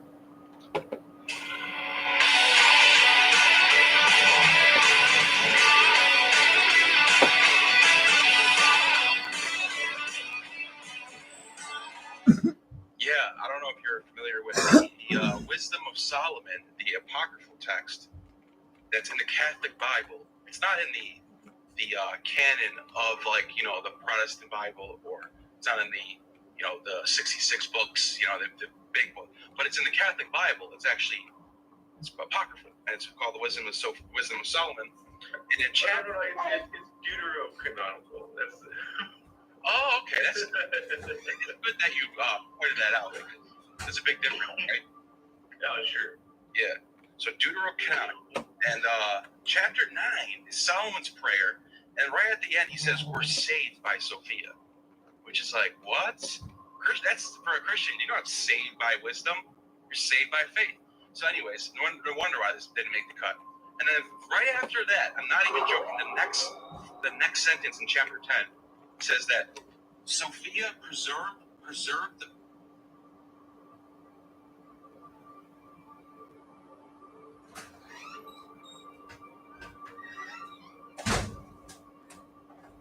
It's hot.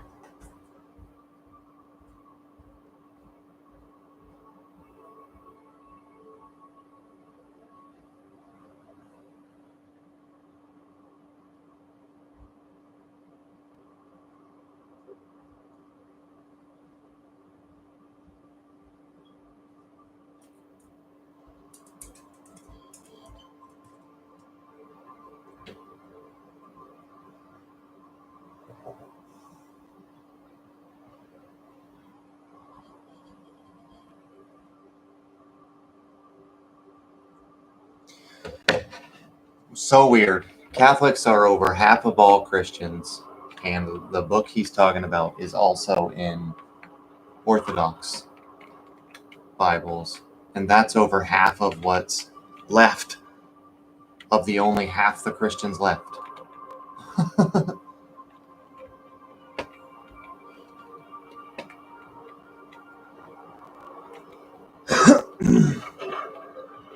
So it's weird to be like, well, that didn't make the cut. What do you mean? Protestants are like such a minuscule amount of Christians. What do you mean?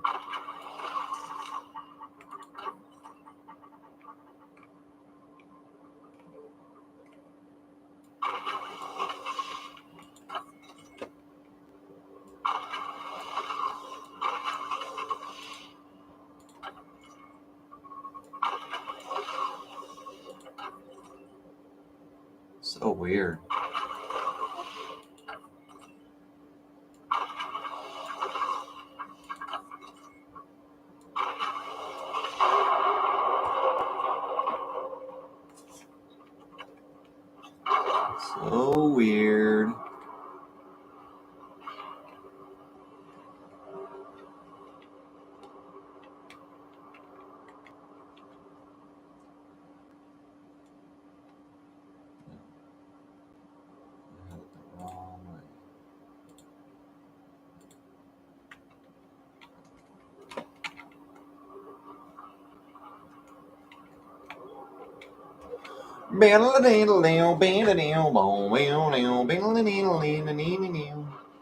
The firstborn father of the world, when he alone had been created.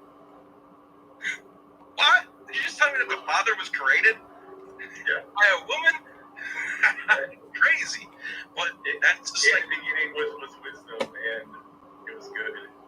yeah. So it's like that is so fat. And this is what Philo was. This was around for Philo. This text right here. I believe this was written like 100, 200 BC or something like this. It's one of the later texts. But this is the world Philo was living in. This was like in the air. Whereas there's Sophia, this aspect of God, of wisdom, feminine side. Somehow it just got dropped, cut right out. But there's a good example of it right there. Yeah. Well, according to No, without it didn't. humans can't achieve Way more Yahweh right? worshippers have that in their Bible than not. A divine relationship with a divine being, And the tradition that holds that goes back before the traditions that don't. Salvation hinges To be on clear. the ability for us to access the gifts of wisdom. That we should seek first wisdom. Like that's what he considers a virtuous life. It's not, seeking ye first the kingdom of God. It's not seeking ye first Jesus. It's only wisdom can save you now.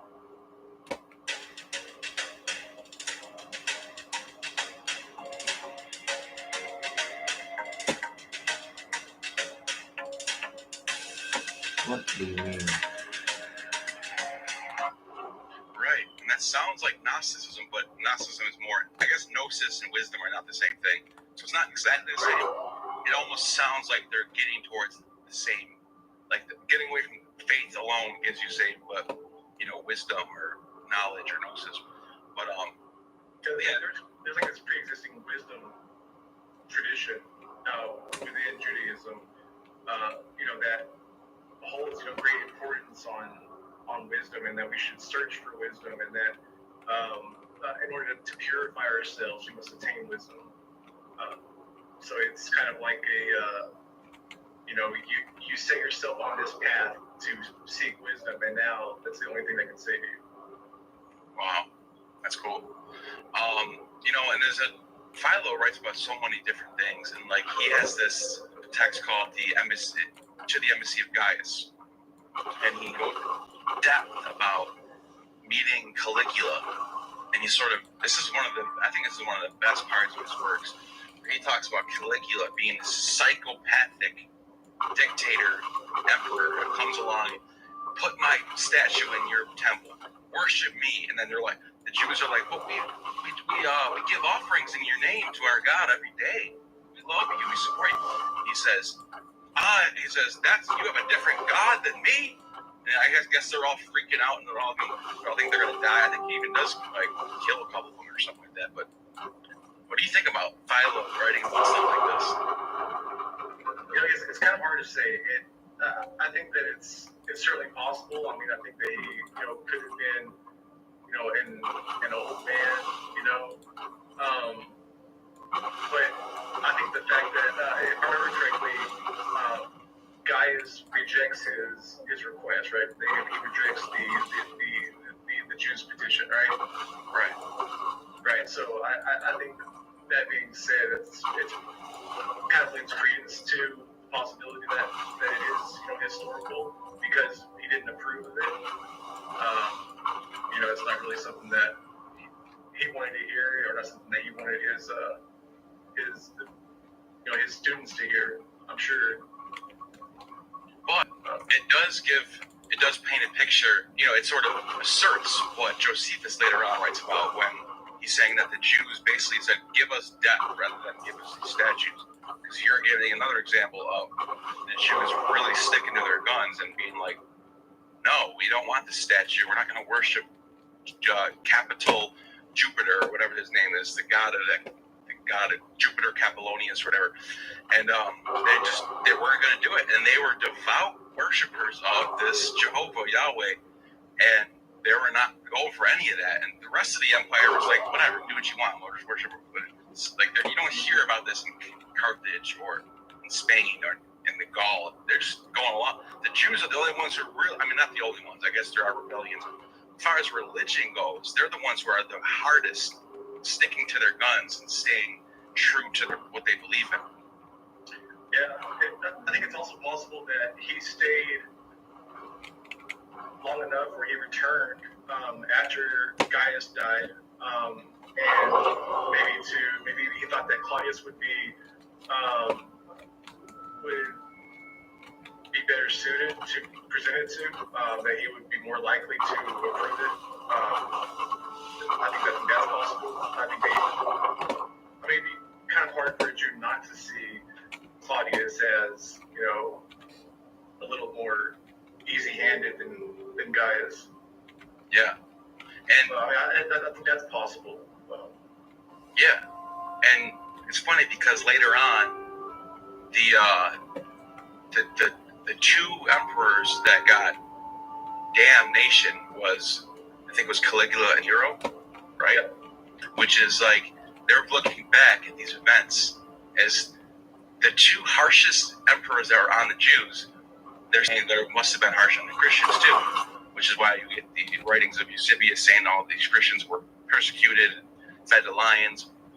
And I'm sure there's truth to that. Like, I'm sure, I probably think that he's probably exaggerating. I think it might be co-opting some of the Jewish history, but he could be right too, or he could be 100% right.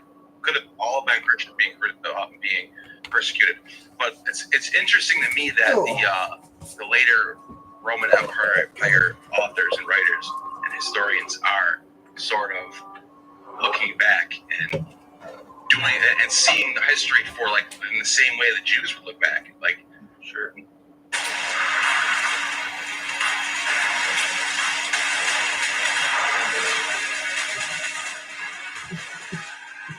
You know what I mean? Well, one thing's for certain that regardless of what they're looking back towards, it's clear, in the rhetoric in the text and just the things that the author focuses on, you can tell that they're still experiencing both the internal conflict within Judaism and they're facing conflict against Hellenism, this encroaching Hellenism into Judaism after they've been fighting it for several hundred years at this point.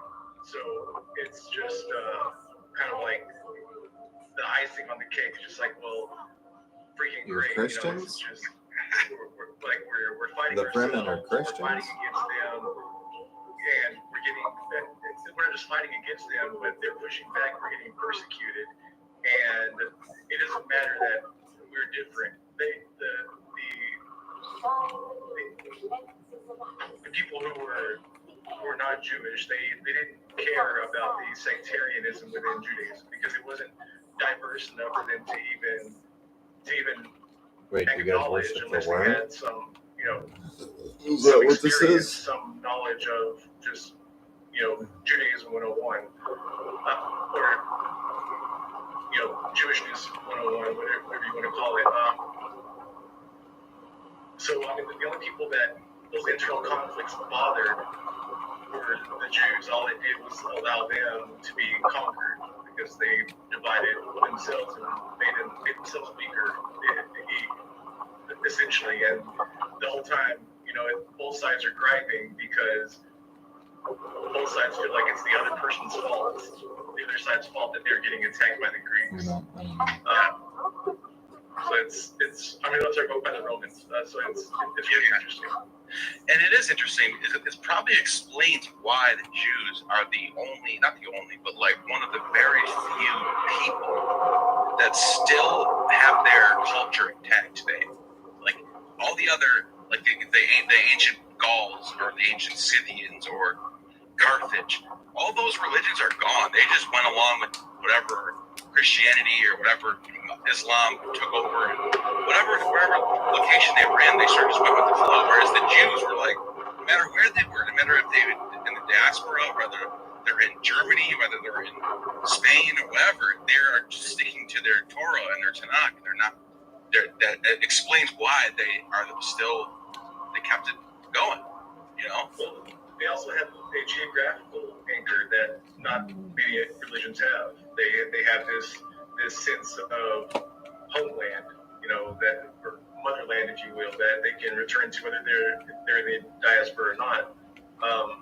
Like take for example the Zoroastrianism is still going on today. There are still Zoroastrians, and they still hold to, you know, their old traditions, and it's I don't know, I think both of them are just testament to the stubbornness of man's belief, of the power of belief. It's just it can be right. It can be the most dogmatic, unmoving thing in the world, or it can be just fluid and, you know, have zero constitution to it. But it's really interesting to see how hard you have to fight to get to where they are today. Yeah, and even the Hindus, who make up a huge population of the world, they went through being conquered by the British, being conquered by Islam, and their Hinduism is still thriving over there. It's, you know, so I guess that's another good example I forgot about. And so this logos concept that Philo's using, that seems to get passed down to the Christians. John mentions in John 1 in the beginning was logos. I wonder if Philo wasn't the only Jewish person tossing this idea around. I mean, I wonder if, first of all, do you think he got this Christians? wrong? Plato is one who actually came up with this idea, right? Because Philo describes it as being not the glue that holds everything and together. they're not any. But is that the same You get logos what I that mean. Plato is I thought they writing were about? Muslims. I also think he got it from the Stoics. I think they're just aesthetically Muslims. Lysimachus. Oh, really? I didn't know that. That's who wrote about the logos first? Well, it's not the first one, but the Stoics identified the logos as reason, or as like knowledge, or something that you can base everything on. It was like their axiom, you know. So it kind of got, I mean, necessarily, if you're going to adopt, you know, these Stoicism, you're going to adopt this philosophy that there is this logos, you know, that is the ultimate of everything, the end all be all, and you also have a God that's supposed to fill that same gap, and you kind of have to merge the two. Right, and it's funny that you said it, because in John, also later on in John, there's the spirit of truth. And I wonder if it's like the logos, the spirit of truth, is like a concept of what is the true, what's true is what needs to be put up on the, like, forget about the law. The law is great and all. Wow, DraftKings, that's an aggressive offer. Right, Paul, this and that? Yeah, great offer. Biz? What's with them? You're a disaster! I watched a lot of hockey from the penalty box, so they make me feel at home. Those throw pillows don't match! It's nice to have fans. New customers turn $5 into $300 if your bet wins. Paid instantly in bonus bets. The crown is yours. Guys, too far.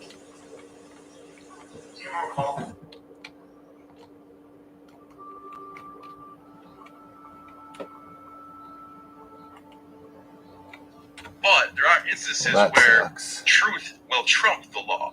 And I don't know if this is what this makes sense, but like, I wonder if Christians are trying to push this idea of a logos is like, what is the ultimate reality of what we're in is greater than some piece of paper or some book that has laws in it. Like, there is an ultimate truth in every situation that we're in, basically. Yeah. Well, I mean, that's part of it. These Hellenistic ideas that Paul's getting from Greek philosophy, you know, like some of these things are things like why do I have another bike there? That there is good and evil, that there is good and bad, that there are these polar opposites, these I gotta go get that forces, that are diver. always moving against each other, that are kind of the balance to everything. And the logos is one of these, and it's one of these stronger ones, you know, and or logos Sophia, if you will. But it's while it's not clear exactly how he intends it, you know, we can see where he gets it from and how they intended it, and kind of located in Jabali Frital Shark. To the north and it's to the almost east. Like for him, the logos isn't just a Really? word. It's not just a spoken word or a written word or anything like that. It's like an ultimate library, all in one. It's like a thumb drive with all the knowledge in the world that you can just plug into, you know. And that's gonna be a failure right there. Go ahead. No, that's it. No, that's such a good way to look at it. It's such a hard thing to pin down. The word in Greek for word is lexi. So logos obviously is a different meaning. We translate it as word with a capital W, which is fine, but I think it should just be transliterated logos, because it means something else other than word. So I think the translation sort of loses its purpose when it comes down to the word. In the beginning was the word and blah, blah, blah. But it makes sense because it is the word. It's the spoken word, the vibrational, what God is saying is being thrown down to the prophet, and the prophet lives that out, basically. So Jesus being the ultimate of the prophets, the Son of God, the Messiah, is literally the walking logos. So from the New Testament writer's perspective, like John, for example, when he's writing out these scenes where Jesus is being tested, for example, them being like, you can't pick right on the Sabbath, and he's basically saying, well, what did David do? He's being a master debater, master philosopher, if you will, and he's just crushing everybody with his intellect and his knowledge and his wisdom, which is what you would get from a logos, it's like a cool kind of superhero, if you will. Like, you know what I mean? Kind of like William Lane Craig when he first released the cosmological argument. Yeah, man. It's important, you know, just as with any word in any language, that, you know, you're talking about transliterating it just as logos, you know, and I agree with that in a lot of places, but it's important to look at it in context too, where the words around it, there's something being, you know, describing it, because to Philo, there's not just, you know, the logos, you know, but there is the communication duct tape of that I just walked in the house with. That language. I used it to duct tape shut my money jar, so that way we can stop spending. And I used the majority of the roll. Oh boy. And then put $250 into it. Good. And there is already 45 plus change, because I sat there and counted it all out. They're coming from God, or coming from a yeah, it's hard. I'm trying. It's hard, I'm not gonna lie. Most of the money that we've been spending though is on like stuff that we need. Like we spent a lot of money. My paycheck, most of it went to groceries. The Hebrew text. At least 200 of it went to groceries, and I only got a $300 paycheck. Oh, I didn't even look at the groceries either. Yeah, I got chicken pot pies, 2 pizzas, cereal, milk. I got you creamer. They didn't have Snickers. I don't know if you noticed that, but that's why you got the Kit Kat one, because they didn't have the Snickers creamer that you like. That's what I figured. But I know that you like that one. I didn't want to get you like French vanilla, because you haven't drunk French vanilla in so long. I will take French vanilla though. If they It's don't cheap. have, It's technically cheaper to get the French vanilla, but I'm willing to go. it's just better. The Snickers is so good. It's so good. 10 out of 10 friends say It's better than a Snickers. And that pizza shop. Carrots. That I don't noodle know if spot, you've seen it. which you have time If for. you 0 like out to of 10 try friends. one of them, Fortunately, you DoorDash absolutely knows can. all your neighborhood hotspots.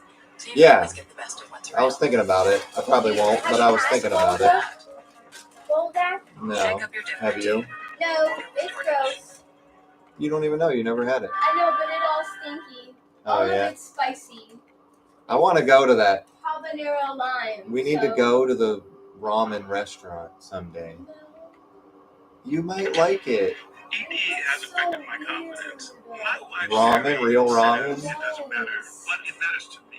I found him. I would like to try it. I guess you can. You don't want an egg in your ramen? Anytime I want him to spin the difference. I'd probably go in there and I would get literally noodles and soup. Get treatment for ED. Doctor trusted medication. Like, dang, that's the whitest white girl that ever walked up in here. Hims.com. You don't like spring onions? Nope. So yeah, so you have another. This idea is being tossed around. She took her kids there a bunch of times and she posted about it. And the food just does not look appetizing to me. Not your thing, huh? No. It's called the Word. I don't know if it was that. I don't know if they said logos because I know Egyptian is a little bit different than Greek. But he is called the Word over there. So this is like sort of a concept that was because we have money put away for it. Tossed around, I guess. And I know Mithras is known as a mediator. And he's also Is Grandma one in the not the I don't know about the Roman. Maybe it is the Roman one. She has to work Thursday, Persian I one. think. He is Well, he's a mediator between Go after. Ahura Mazda and Angermanu. Because those are the two people. He's a messenger. I love you. Yeah, so he, in a way, you can sort of look, and I'm not saying this is what it is, but you can sort of sounds like the part of the logos in a way, because he's in between both. He's sort of he's being the logos, the glue. It's like Philos, the glue sticking everything together. You have Mithra in the middle. Not they didn't call them the logos, but I'm saying you can make a case that it can be received that way. Now I don't want to get too it's kind of like the difference between an anointed one and the anointed one. You know, you can have logos, and then you can have the logos. That's a really good point. Yeah, because there's a lot of little anointed ones in the Old Testament. Like David's called a Messiah, but it's like you said, it's the small M Messiah. It's just a Messiah. He gets anointed by what is it? Samuel anoints him, right?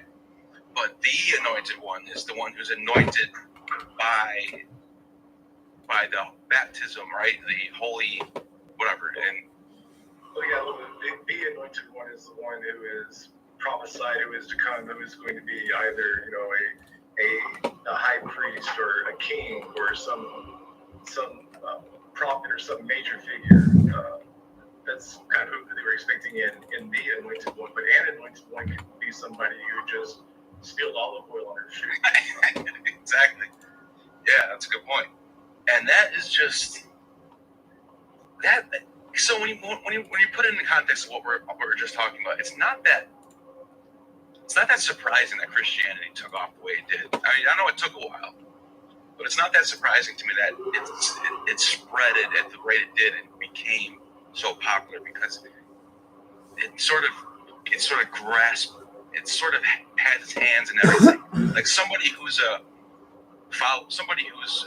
Greek follower of Dionysus is like would be someone prone to liking the ideas of Christianity, or somebody in Egypt worshiping Dionysus who hears about this Logos character who actually really lived, and he was did you hear he was resurrected? It's not that surprising that this idea would take off because it seems to have similarities around the Roman Empire in different religions. Sure, and it's something that was so close to their time. Like welcome to Mulberry Street. Yeah. I can't think of anything else right now. This has been phenomenal. Do you have anything else?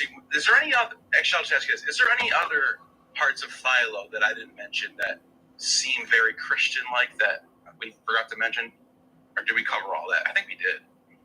I would say that his popularity with people like Origen and Clement of Alexandria, I think in Eusebius, I think that lends a lot of credence to the idea that he was accepted early on as Youngstown has a distinguished legacy, and we're honored to now serve the Mahoning Valley. In your story, we find our purpose. And Number One Cochran is committed to ensuring every chapter is driven by reliability and dedication. Because buying or servicing a vehicle is more than just a transaction. It's about helping people go farther, accomplish more and enjoy the freedom of reliable transportation. With a great selection of brands in Youngstown, we can offer you more choices, greater value, and our completely transparent, clearly better car buying experience.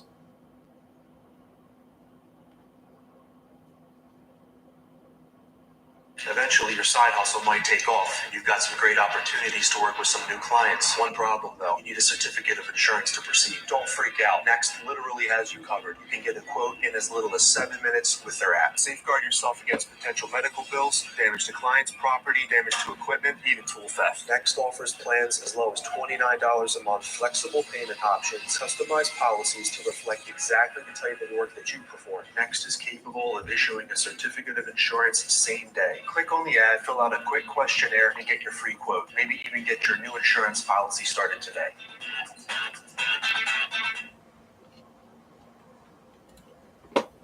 So move out of our Hey, Christian, way. if not his lifetime, but once the writings of Philo circulated through the authorities within, this developing, community, I think he gained authority very quick because let's be honest, he's a wordsmith. Philo is great with words, and he also had a way of harmonizing Neoplatonism with Judaism, something that that I think that the Jewish apostles, that the early apostolic church would have a problem doing, just with their lack of experience. So I think that Philo did him a huge favor, and in reading his text, they said, "Man, this guy, we can use this guy. This is our salesman right here. We need to push his text. He just said it better than we ever could. So let's just acquiesce to a few little things that we need to. Let's only perpetuate what texts support us and support our beliefs and our agendas." And Philo is going to be the next church father, a Christian postmortem. Yeah, and you're so right. Like, he is the perfect reference for the early Christian church fathers to go back to and say, look, there's some really educated Jews that were writing about this stuff. Neoplatonism is already a popularized idea. You're trying to sell it to the Neoplatonists anyway. So who's better to go to than Philo himself? And like Philo, or like Josephus, Philo's, I think it's his daughter or his son, marries Agrippa's son or daughter, one or the other, or something along the lines. Agrippa, I believe. Yeah. So that tells you right there that he's marrying into the Roman Empire at a high level. So his descendants probably had some influence. Maybe were Christian converts. Who knows? Right. And not just along with the common people. His word would have influence with people who had money and people who had influence. Exactly. Yeah, and it's like the Flavians adopting Josephus, and I'm sure I don't know what happened with his descendants or anything, but I'm sure some of them might have been in the church or whatever, who knows? Like, I'm sure there's something there, and we don't really know. We lost it all, or maybe he had no kids. I don't know. I don't know if you know about that, but who knows? Well, it's like Constantine with Arianism. He by allowing it, whether it was out of ignorance or out of just pure heresy, he gave it power. He gave it authority and allowed it to continue for centuries more than it would have been able to on its own without endorsement. Even though it wasn't, I wouldn't say it's a direct or a purposeful endorsement to that specific practice. Speaking of Arianism, but I think that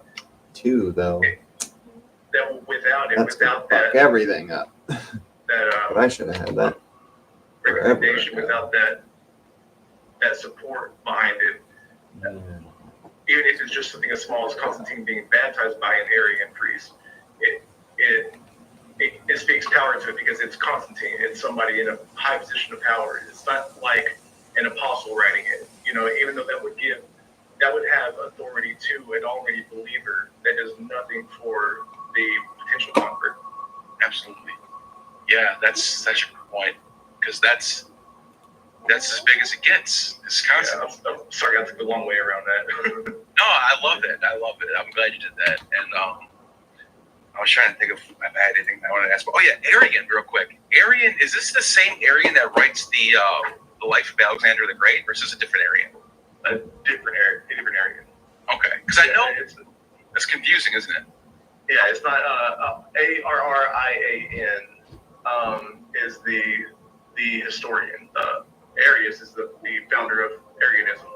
Oh, okay. All right. Yeah. And so now he was a priest in Egypt in Alexandria.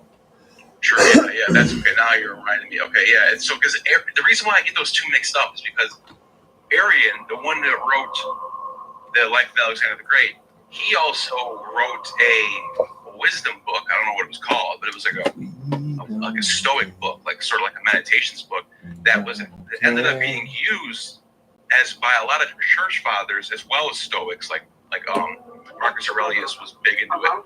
But I just that's why when I hear that, I get the two names mixed up just because of that alone. Like you're thinking a guy named Arian who had some influence on the church, and then Arius, who actually was the founder of Arianism. So it's like, for someone like me who's not as educated. Bauer tools give you the confidence to take on challenging home projects.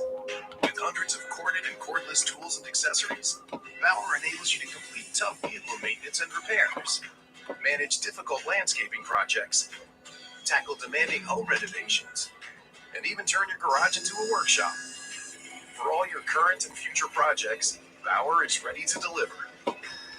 Bauer, heavy duty guaranteed.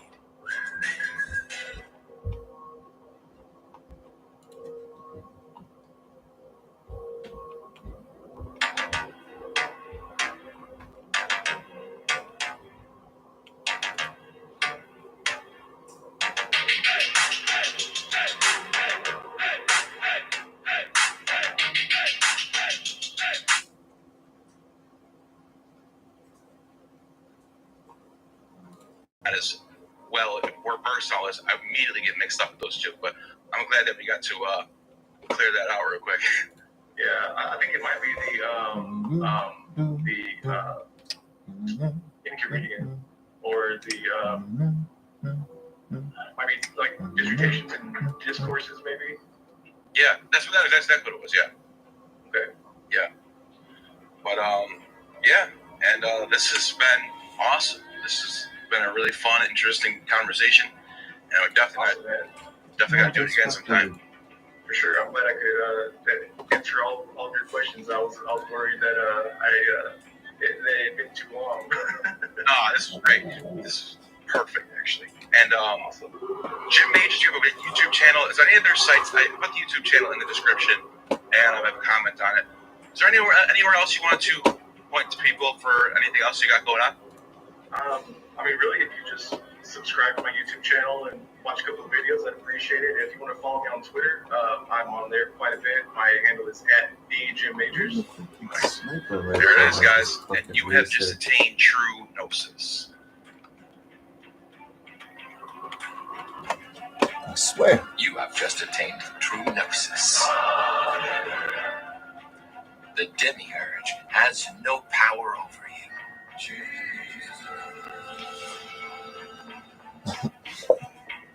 I'm gonna find a recipe. Is that the problem?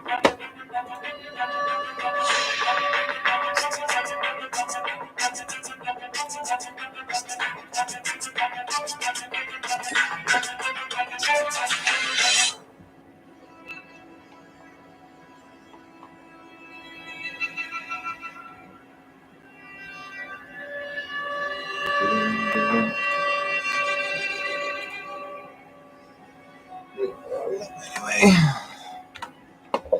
Jesus.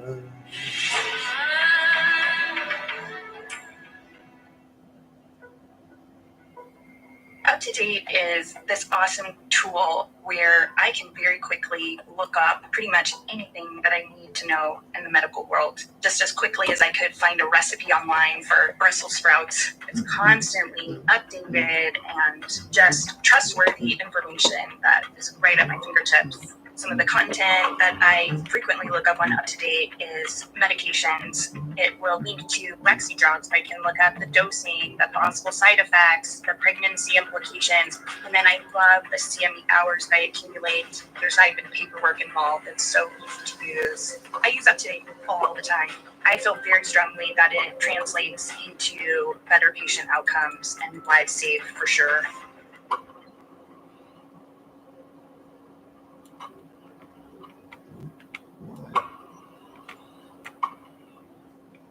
You wash your whole body every day, so why don't you wash your whole mouth?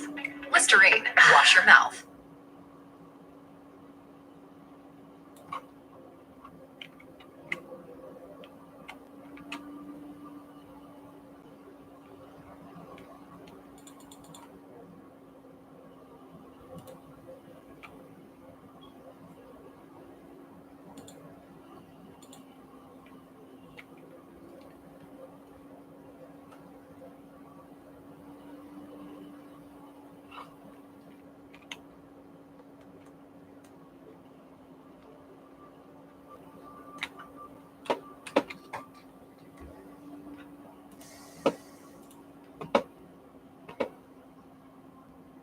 What? Pooh Bear. Pooh Bear.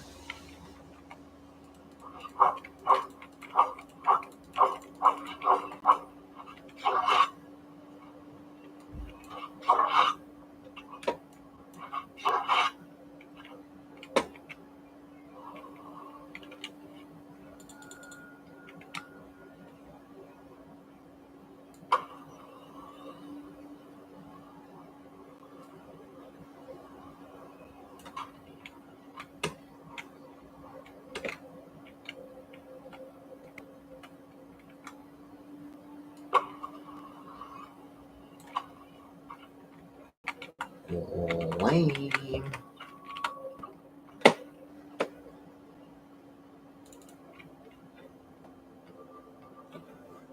Do, do, do. Do, do, do.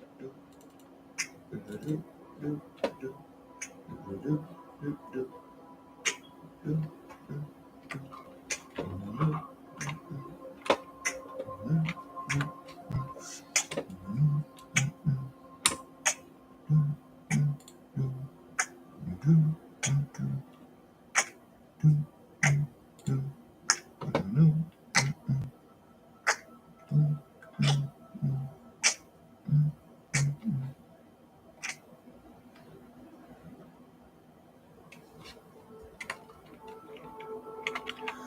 Let's see how this thing works first before we go anywhere. 6, that's right.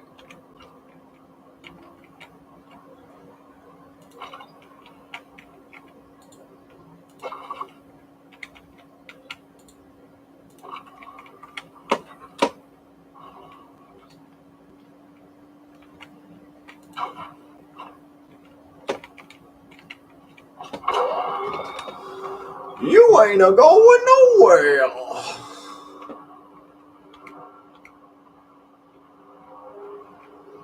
Lottie Dottie, we need to potty. Shoot it. Yeah, no, hit the fucking back seat, dummy.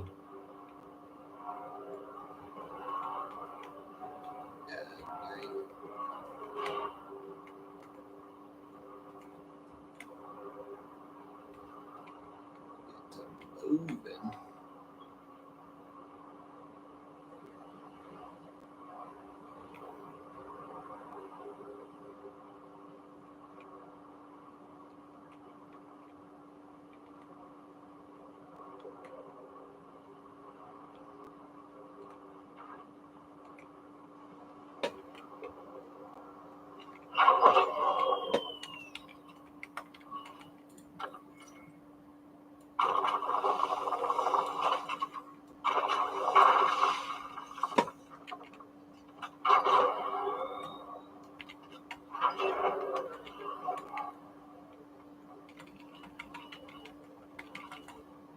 Holy crap.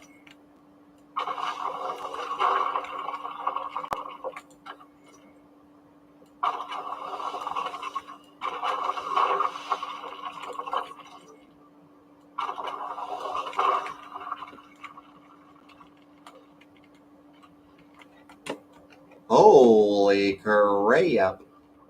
Holy crap, it's a crap.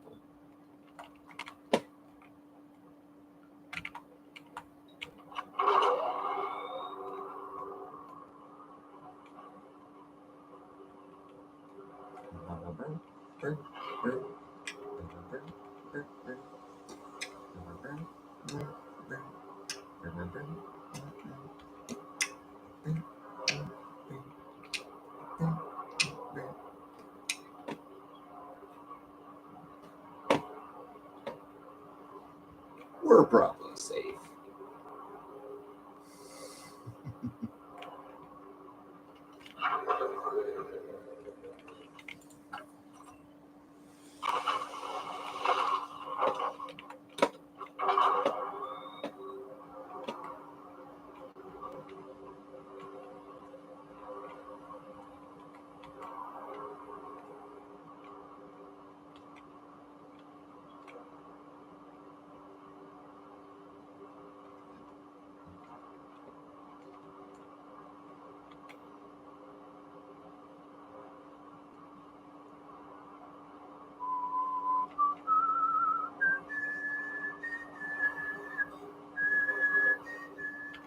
Whoa.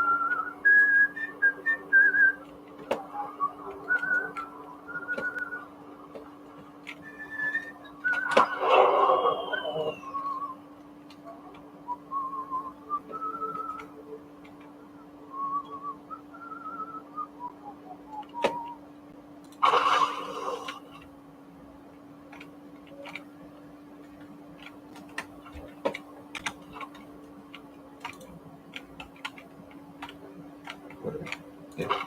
Just the whole vehicle, buddy.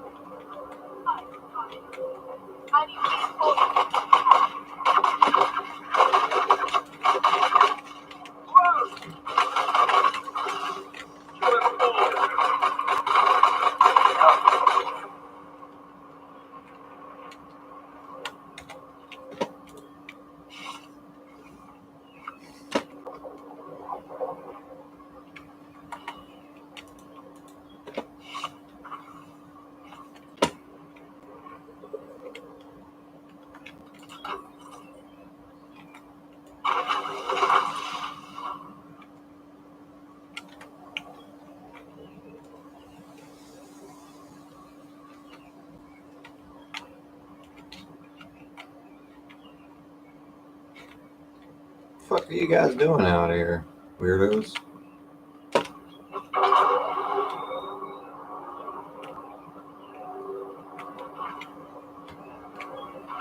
Ah, shit.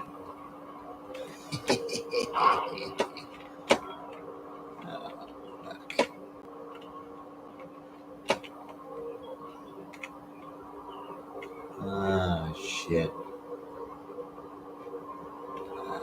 Oh, fuck.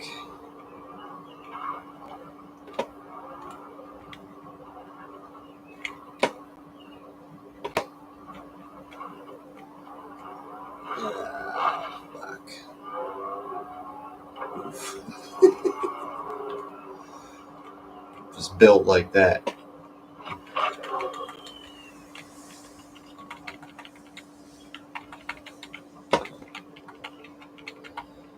Well, shit.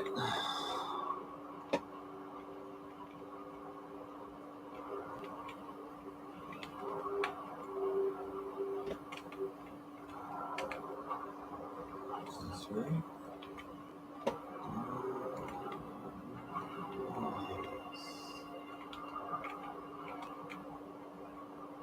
I believe so.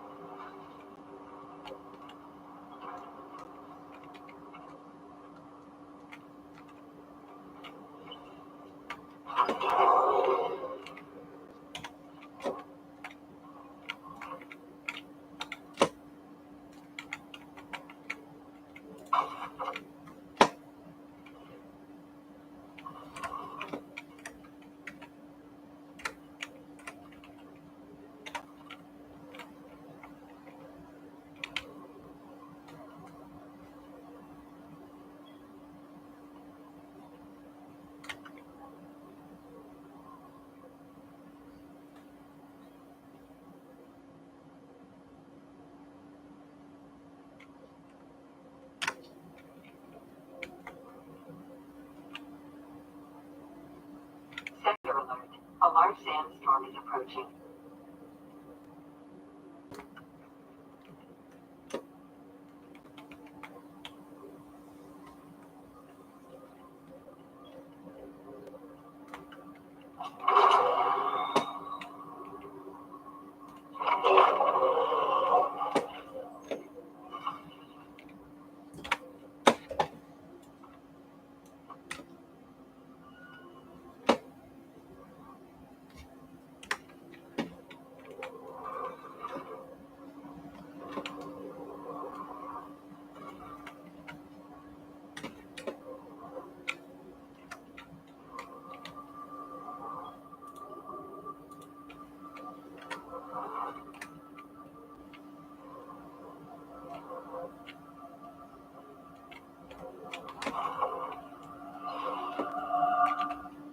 Sector weather alert. A large sandstorm is approaching.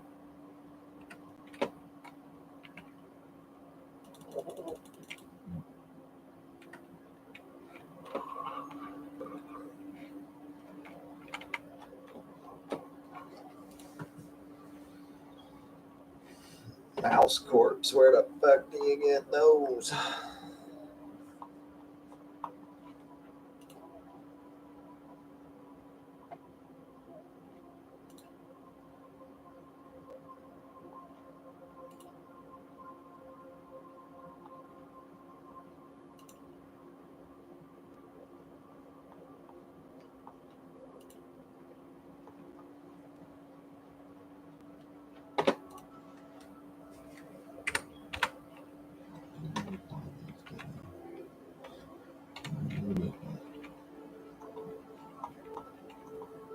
Sector weather alert. A large sandstorm is approaching. You keep saying that. Thank you for the update.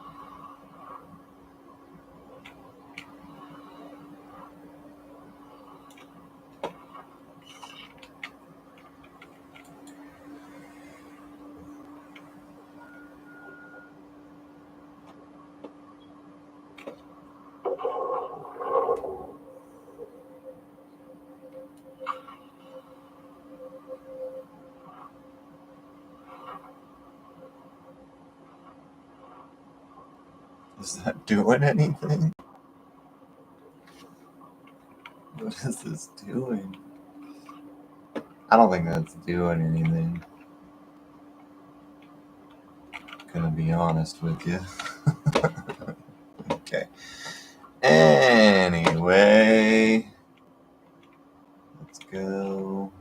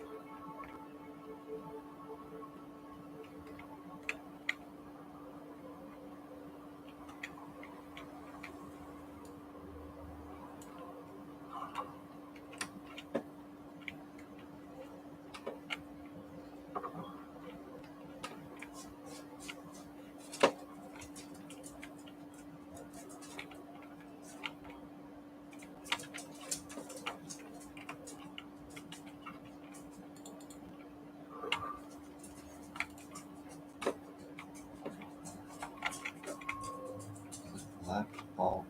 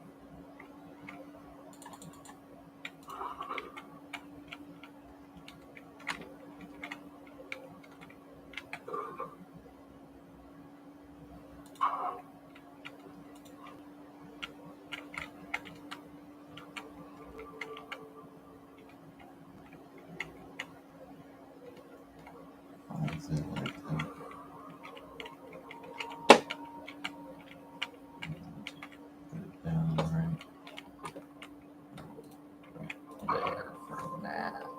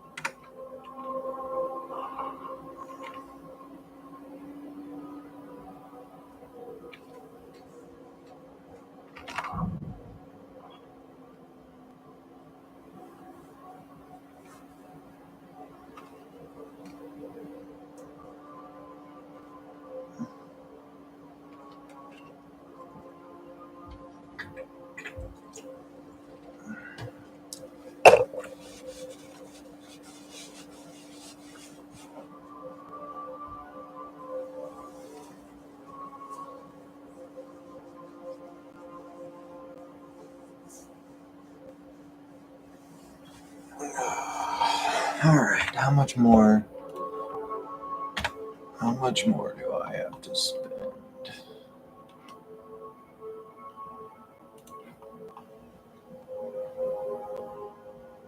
80, 98, I mean.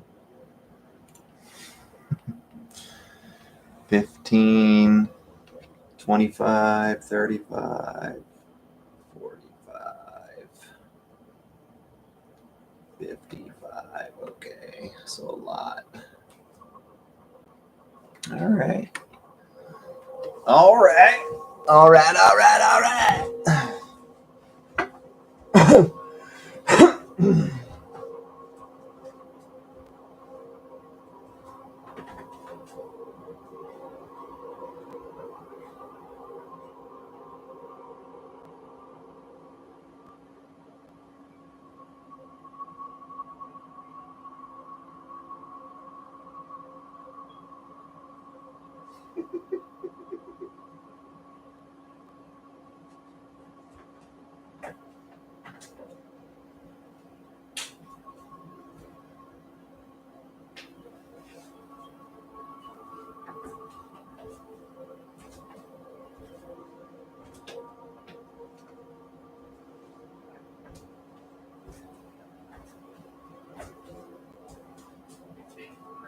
Who stole your bike? You, nigga. Oh, really? I'm just kidding. I got on to I was like the sword guy. I'm gonna level the sword guy on Adam's server. And I was like, at the station, I'm like, alright.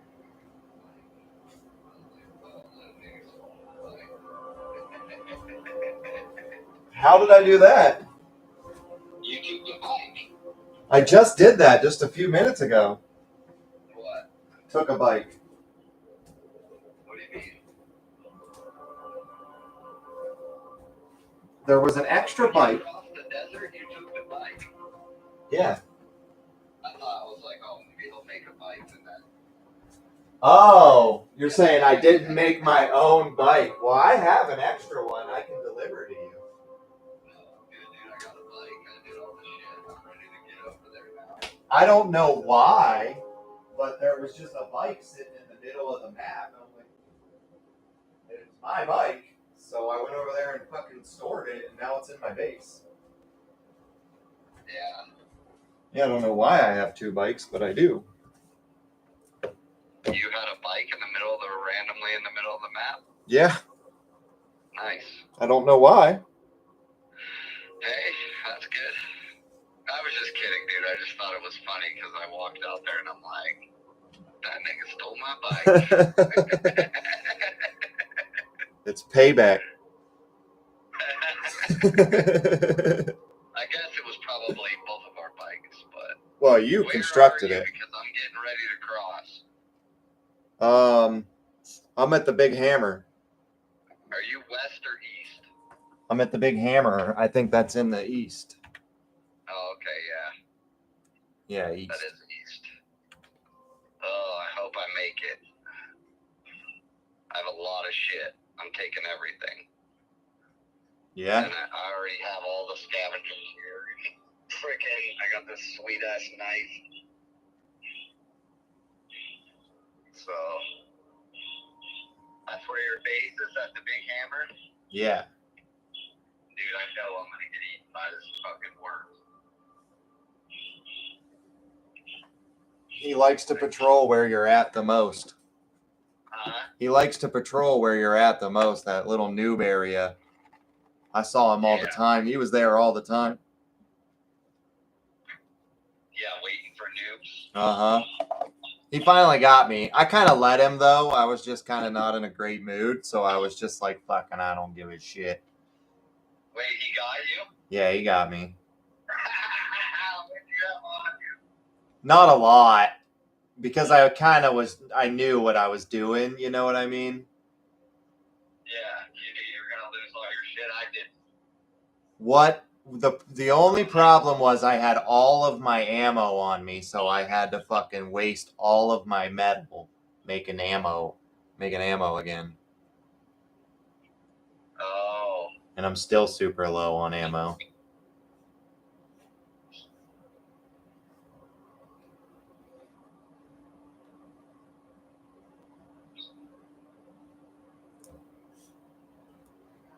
Yeah, I like the sword guy. I liked it.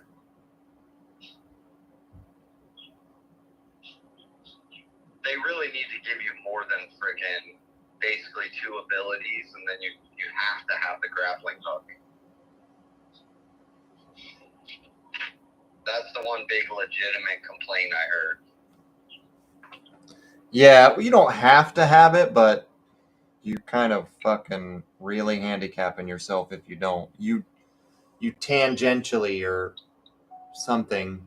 I'm not using the right word there, but you have to have it, but only in an implied sense. It's like how you have to have a cell phone, right? Like you don't have to have a fucking smartphone. Oh, yeah, that's true. But you're fucked if you don't. Alright, I gotta look at the map. Where do I want to cross? I think I want to hit this area right here. Past the science spot. That gets me the closest. And that should get me right where you are. Yeah, you're due south of me. Imperial Testing Station 2. Yeah. How do we... Yeah, I'm going to go up the next one over and then up on that corner and try to just... Oh, cool. Oh, shit.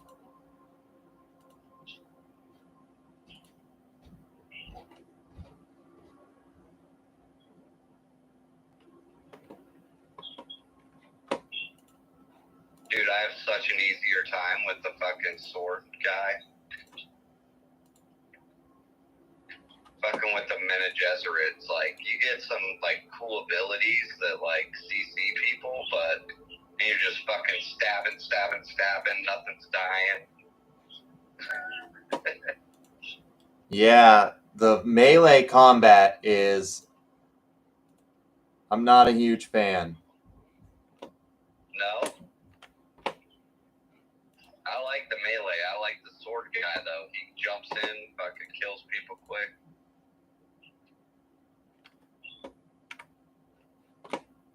I mean, the combat's not all that, you know, to begin with. It's just like I must be missing something, because it's like sometimes I'll hit them so many times and it just will never break their fucking shields. Oh. What, with melee? Or Yeah. with range? Range, you're kind of fucked when they have a shield. You have to shoot them up like a lot. With the melee. Melee, you hold the left button and it charges up your knife. Yeah. And then it breaks their shield. Yeah, and sometimes I'll have to do that like 4 or 5 times. Or I'll have to do it twice in a row. You gotta have a good weapon. I gotta wait for this stupid water to fill up. I got plenty of water here. That's why I'm not moving my base yet. Oh man, that's way up there. I forgot how far up that is. Did you do the trial over there? There's a trial over there. Yeah, I did them all.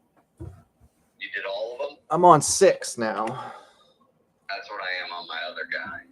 I could have got it, but I wanted to run back and grab something real quick because I didn't realize I had a probe on me.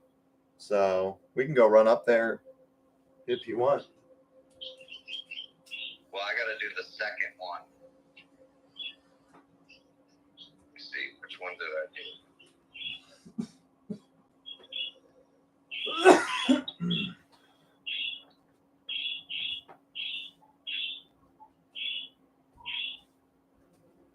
I did the first trial.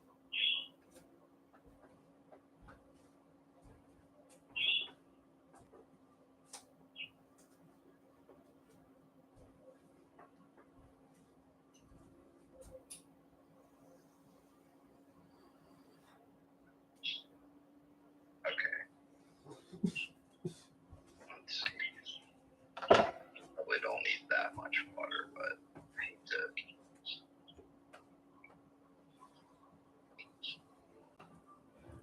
The normal blood purifier is so fucking slow, dude. Yeah. Do you have the advanced one yet? I haven't built one yet. Just really haven't had the... You get like twice as much water. Oh, yeah? Yeah. Yeah, I probably should. Is there somewhere I can build near you? Probably. Yeah, I think so. I don't know. We'll have to look.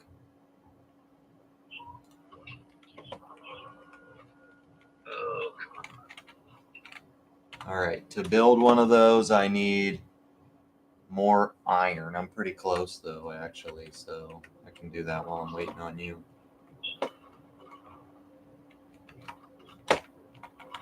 There's a lot of enemies in your little area. Yeah, I'm right by a spot. Yeah, there's like a lot, dude. Yeah, I like it. And they're a little bit harder. My other guy is he's east of you. Across the sand, that little area where the base is.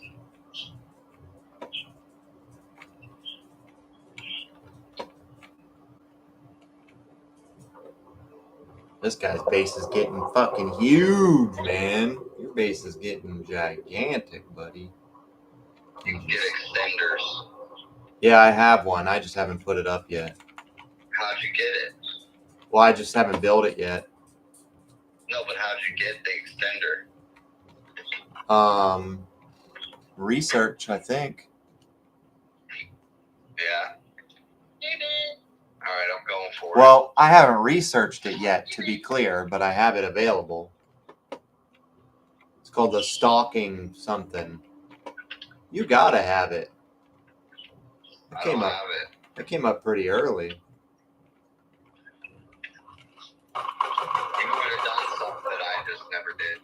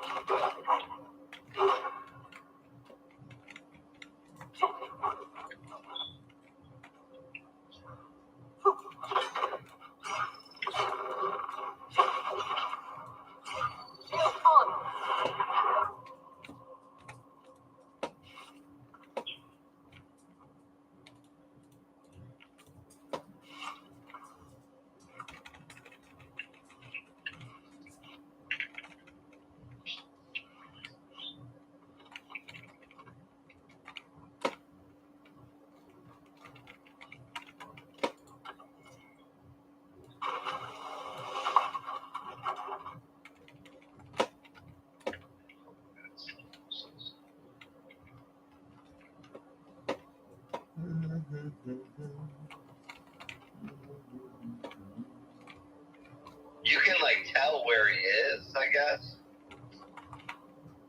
There was one dude who was like dodging him and shit.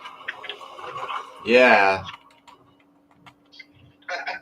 You can like climb on him and all kinds of shit. Not me, dude. He got me twice. He got me the first time I tried to cross the desert, and then he got me another time. And then one time I fell in quicksand.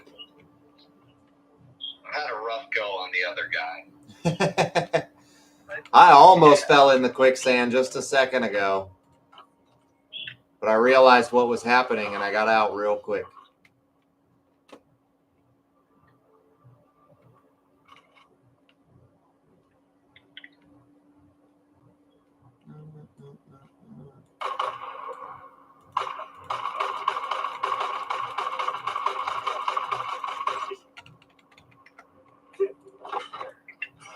Oh, fuck.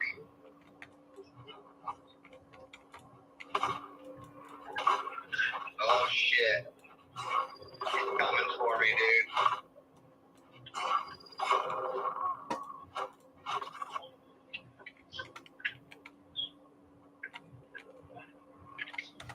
He's coming for me. Uh-oh. Oh, God, dude. Fuck. Did he get you? No, I made it. Okay. He came up right by me. I was like, shit. Now where the fuck am I?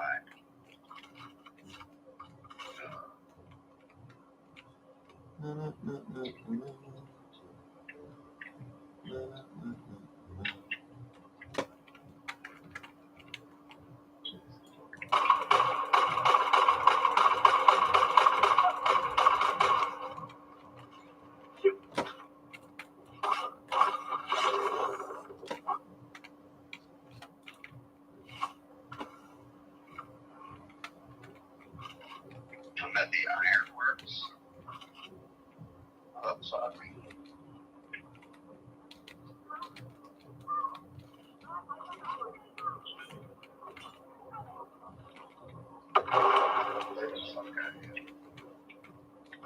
Oh, I know where I am.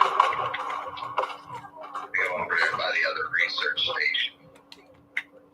You gotta do these ironworks or the mining places so you can build the buggy.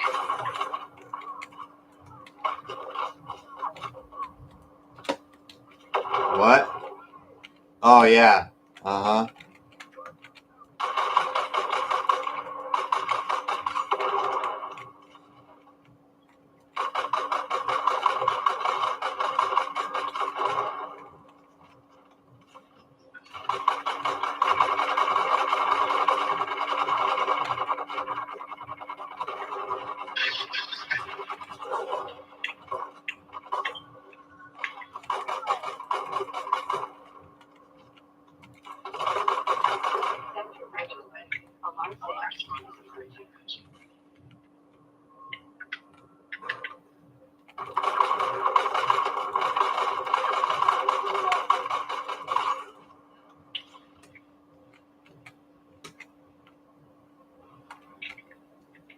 Perfect.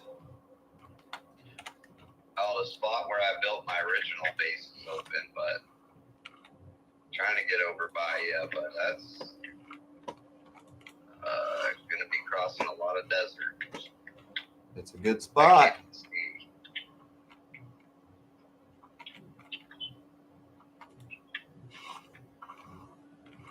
Should stop at the town while I'm over here.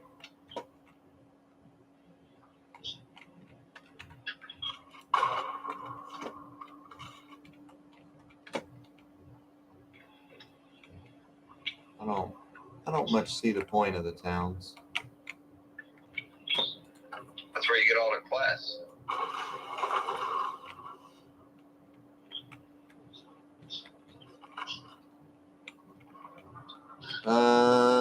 Yeah, I just not been doing those quests. What have you been doing? Researching, killing things, farming. Those quests give you a shitload of money. What does the money do? The money doesn't do anything.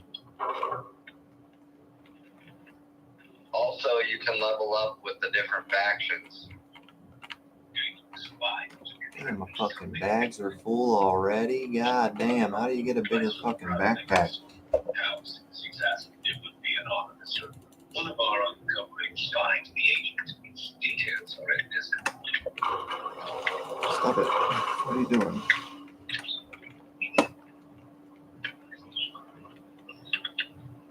I was trying, my other guy got pretty far with the Atreides. Yeah, that's who I'm gonna join. I do have one of those quests. I did maybe do one of those, actually. Oh, shit.